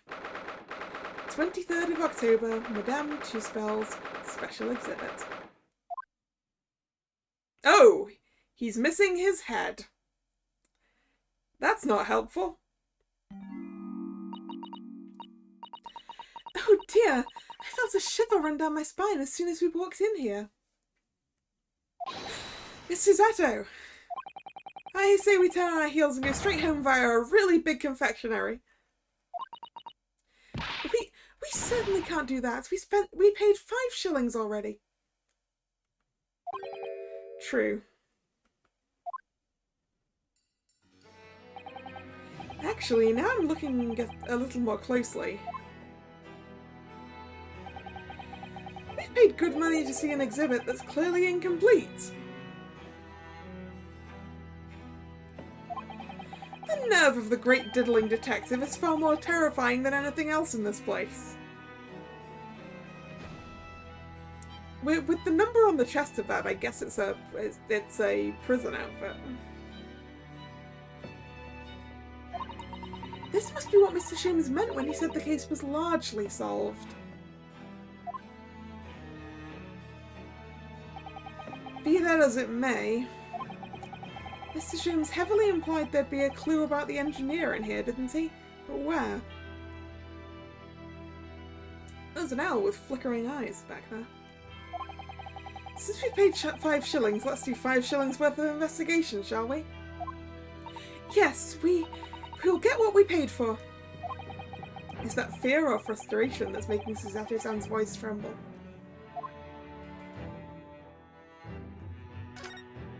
Starting from the left with the gravedigger, I guess. This part of the exhibit is just as disturbing as the rest. Looks so... Sorry, wait. I missed that. It looks so real. It seems to be a young man in a white overcoat. And he has a large shovel in his hand too, look. Perhaps we should investigate in a little more detail.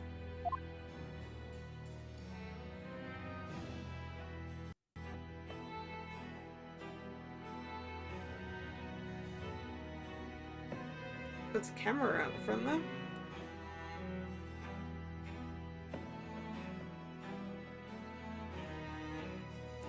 And there's a little plus here. And a camera.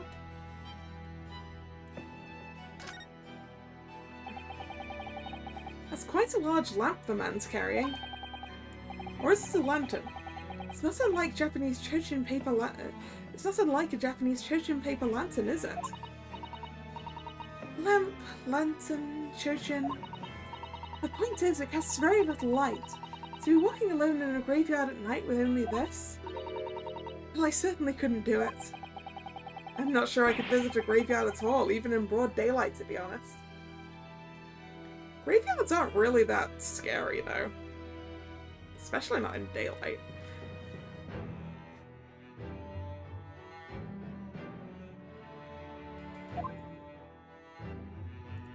Okay, then we've got this camera. What's this here? Well, this would appear to be a lens in the middle, so I believe it's probably a camera. A camera? But it's so small. Research technology is incredible, isn't it? I mean, what about Mr. Sholmes' skin prints? I think perhaps you should treat Mr. Sholmes' inventions as exceptions to the rule. But anyway, why would the man be in a graveyard at night with a camera? Maybe he was trying to photograph ghosts. I wonder. Perhaps he was trying to capture the moments a dead body came back as a ghost on film.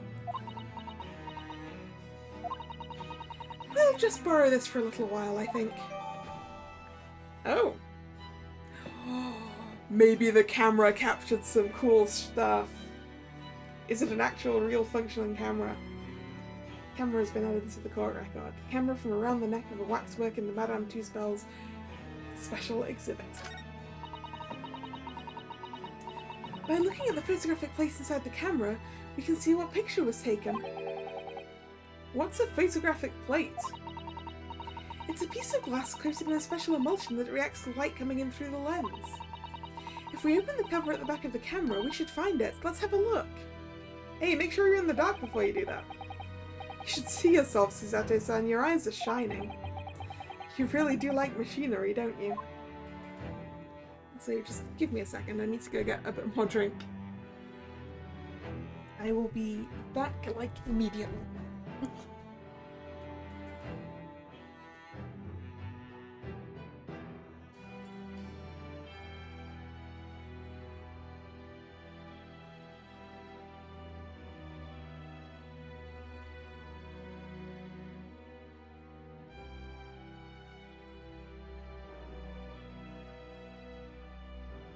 I have returned.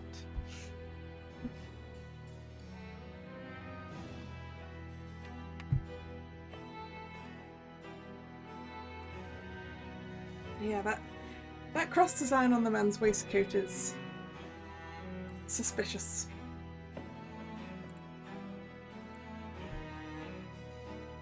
Like right here. Okay, can I see his face, please? No, it wouldn't let me see his face. Ah, there we go. I can't see his face very well, can you? Perhaps if I just... Oh! Do you think we should be manhandling the exhibits, Mr. Naruhodo? I'll put it back exactly as it was, don't worry. Are we just taking the head off this thing? Apparently so. Oh no, we're turning him around. Ah! He's got a black monocle! What on earth? How can... I don't believe it! A black monocle! Mr. Naruhodo, is it possible that this man is... Yes. It's Enoch Drebber. A younger Enoch Drebber, I guess, because his hair isn't white. The colour of his hair is different, but... it's unmistakably him.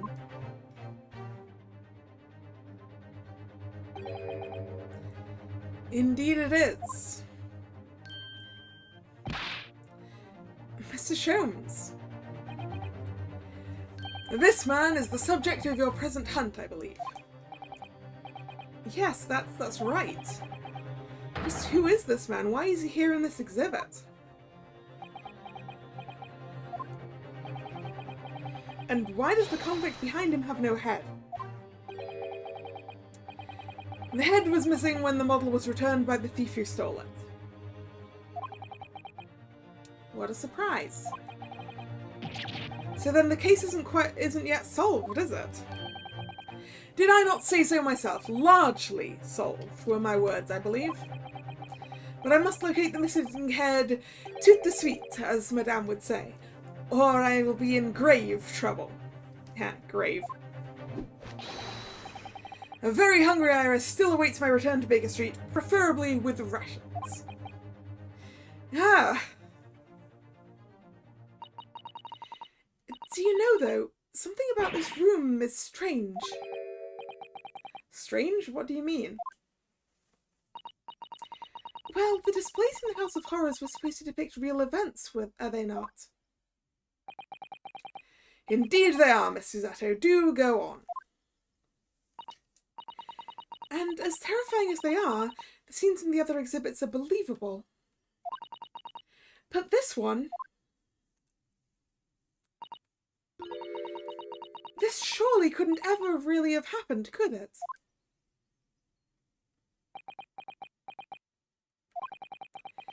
I think it's time I educated you a little.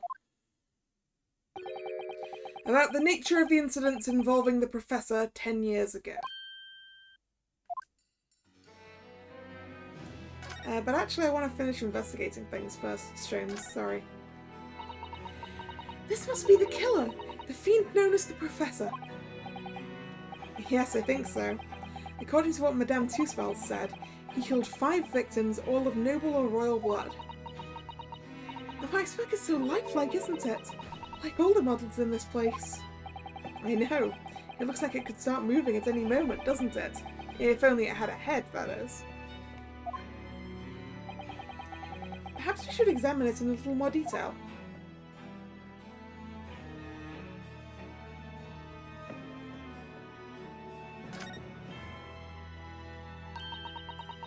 So this is the condemned man. Yes, the so-called Professor. Then perhaps his head was chopped off by a guillotine. But, unable to find peace, he emerged from his grave as a headless ghost. Do we have to entertain such terrifying ideas, Miss Susato? Anyway, I'm sure the model had a head once. There's a metal fitting for it, see? Then, perhaps Mr. Sholmes absent-mindedly forgot to reattach it. That's an extremely absent-minded detective you're describing, isn't it? Or perhaps the thief absent-mindedly forgot to include the head when he or she returned it to the museum. And that would be an extremely absent-minded thief. Could there have been some reason why only the head wasn't returned? Well, whatever the reason. It means we don't know what the face of the infamous Professor looked like, do we? Oh! There's something caught just inside the convict's jacket there. Here, even. It looks like a piece of broken glass, and quite a big piece, too. Haha! My theory about the waxwork model being involved in this is coming fairly true, I think.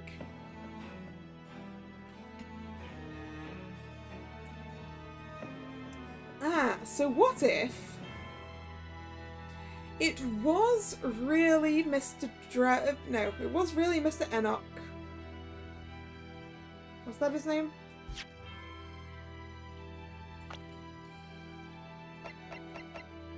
No, Mr. Asman. It was really Mr. Asman on the stage.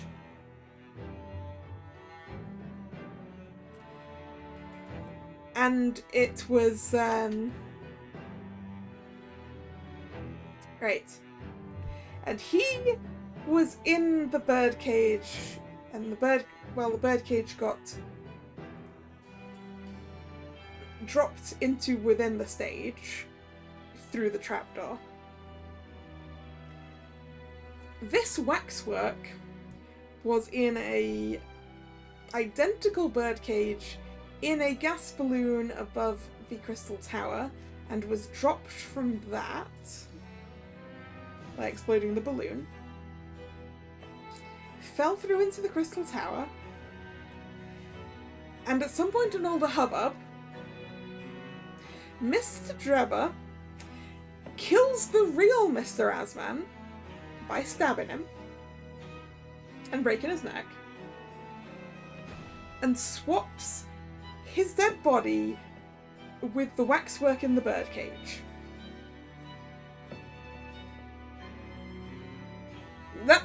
That's my working theory.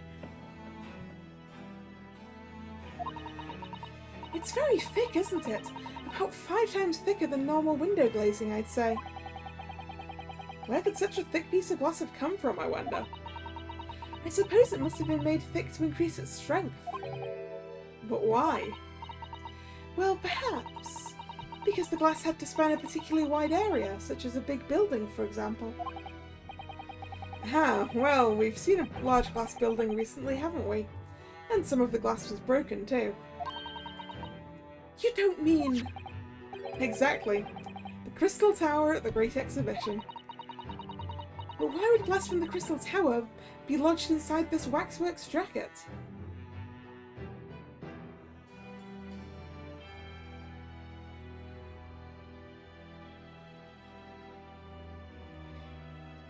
Ah, yeah, Asman could have taken his place on purpose. Yeah, that's true. And then Drebber maybe stabbed him. But remember, his neck was also broken.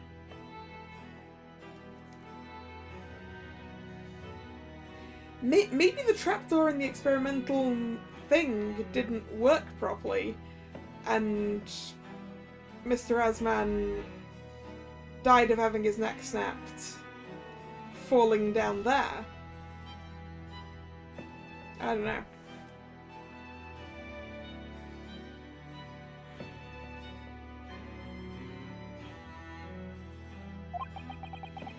It makes you think, doesn't it? The piece of broken glass has been entered into the court record.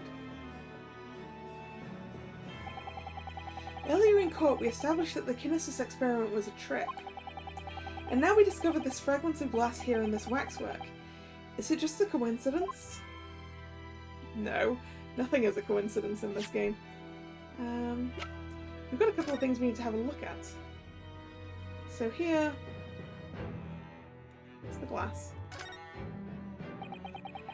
This piece of glass is almost as thick as it is wide. Yes, I've never seen anything like it. If you were to compare it to a human, only Mr. Sholmes has such thick skin. There's really no need for such a comparison, Mr. Naruhodo, as you well know. Anyway, it can only be from the Crystal Tower, surely. Yes, I think so too. It was probably made especially to meet the demands of that great structure. Yeah, there's something else to look at on that. But then there's the camera.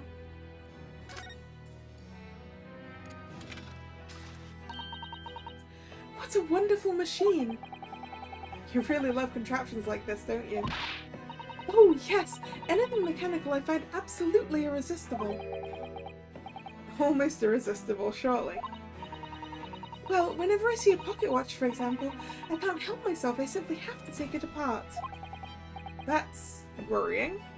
Do you know how to put it together again? Also, there's a plus and minus on that camera as well. Yes, Father tells the time by the rumblings of his stomach now. He's given up having a watch. Poor Professor Mikitova.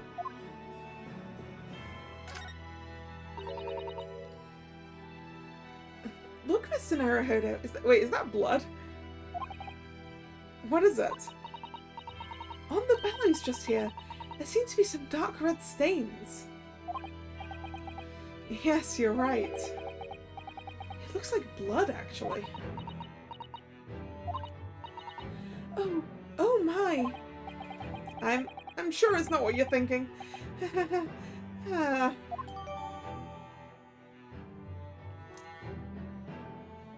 When the lens is extended, dark staining is visible on the bellows.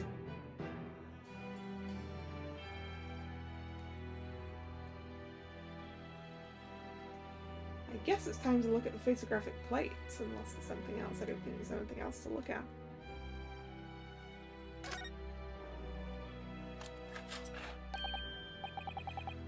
Oh, look! The cover came open.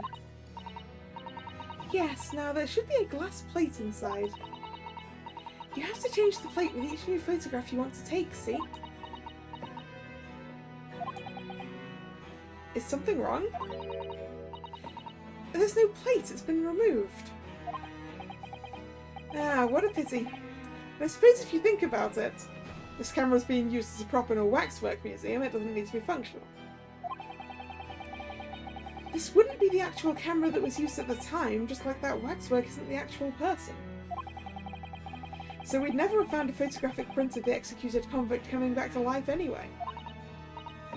Oh, yes, you're quite right, of course. What's Suzette-san? She looks devastated.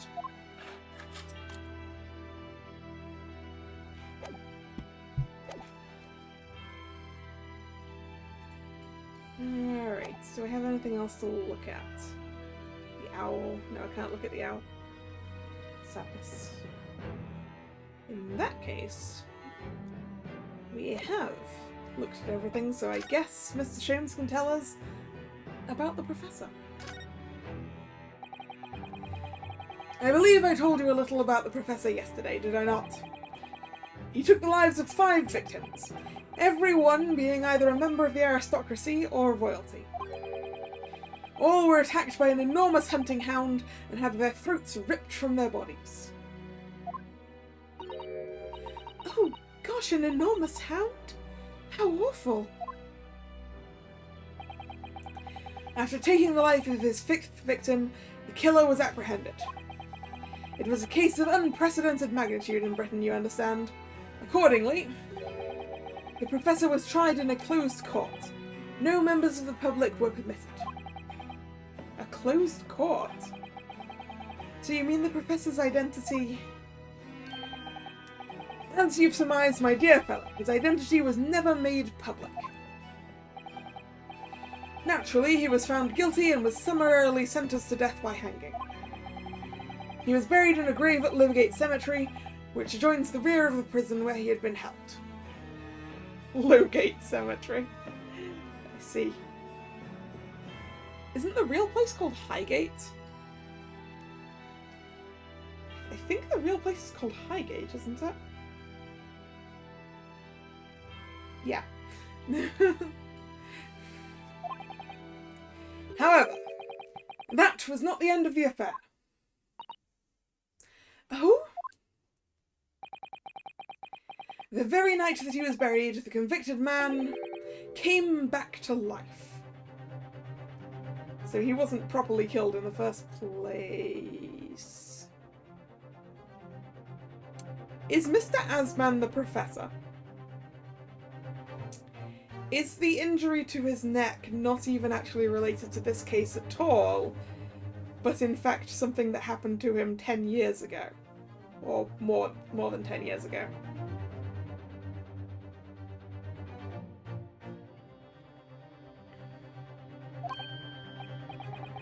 It came back to life! He clawed his way out of the ground and emerged into the moonlit graveyard. The exhibit here depicts that very scene as described by the sole witness to those chilling events. There was a witness? But of course, my dear fellow, it was none other than the young man in the white overcoat. Enoch Drebber, he saw it happen.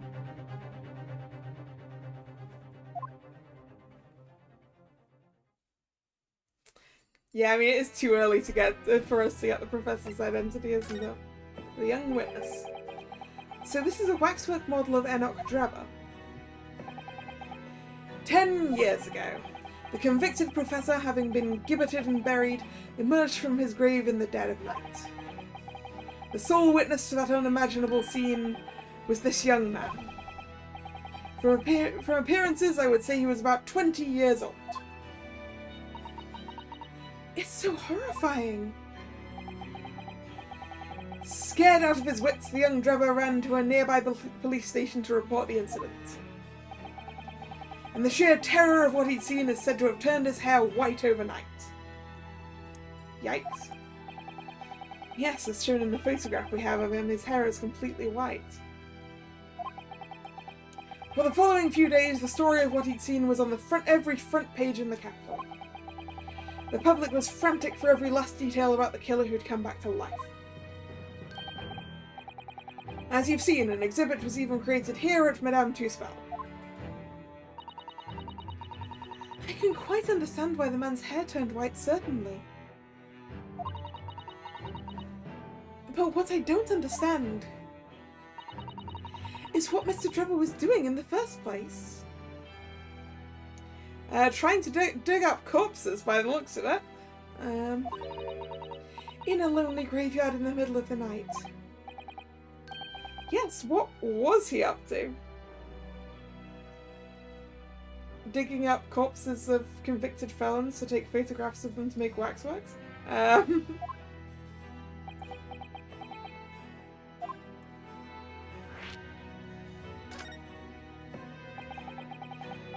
Professor's acts of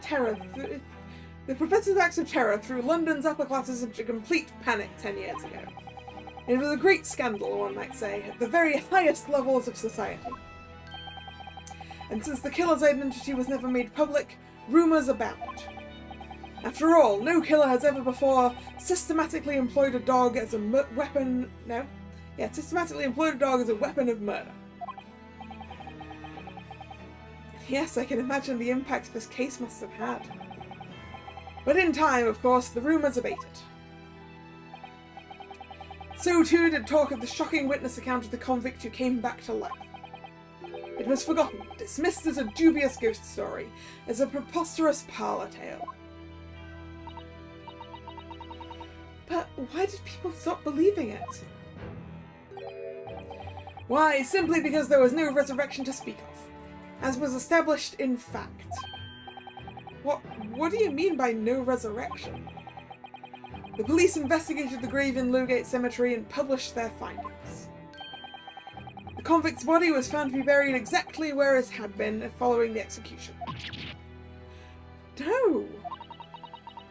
But that would mean Mr. Drebber must have lied to the police and the newspapers.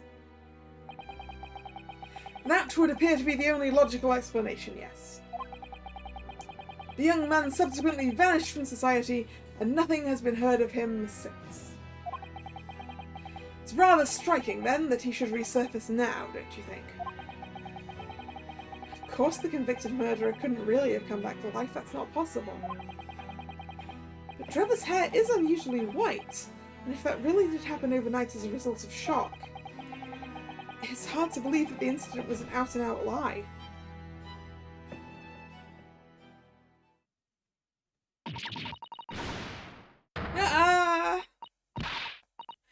What the bleeding Nora, Otto? What have you gone and done?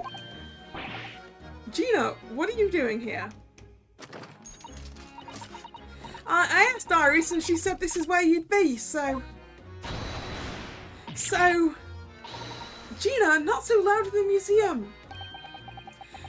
Madame Tussauds will have you take a position as a waxwork if you're not careful.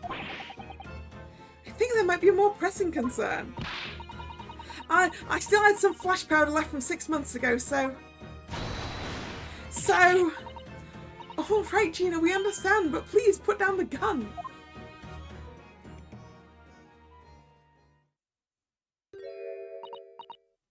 Sorry, I got scared. You should try being the one on the other end of the barrel. So, what brings you here, Gina? What brings me here? What do you think? We found it! We found that dodgy cove's workshop! What? You found Drebber's workshop? And also what, they let Toby in here? Yep. Toby's nose took me straight there. Boss and the others are heading over there now in a drag, so come on. Here's the address. I got the boss to write it out. Oh, thank you, Gina. We'll make our way there at once. Alright then, see you there.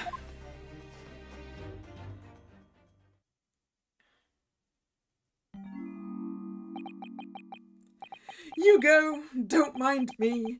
I'll just stay here, being still. What? I know my place, in the exhibit over there. Oh dear, someone is feeling sorry for himself.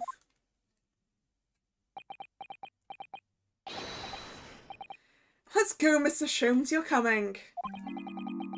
Your words heartened me, I must say, but if I were to shirk my duties here, Madame would have me pay monetary recompense, and Iris's dinner plate would be empty once more. Forget that, I'll pay for everything! Then it's not a moment to lose, my dear fellow. I shall hail a carriage at once. No offer to share the cost from Mr. Sholmes, then. I shall gladly pay half, Mr. Naruhodo. Thank you, Mr. Zato. Right, let's go.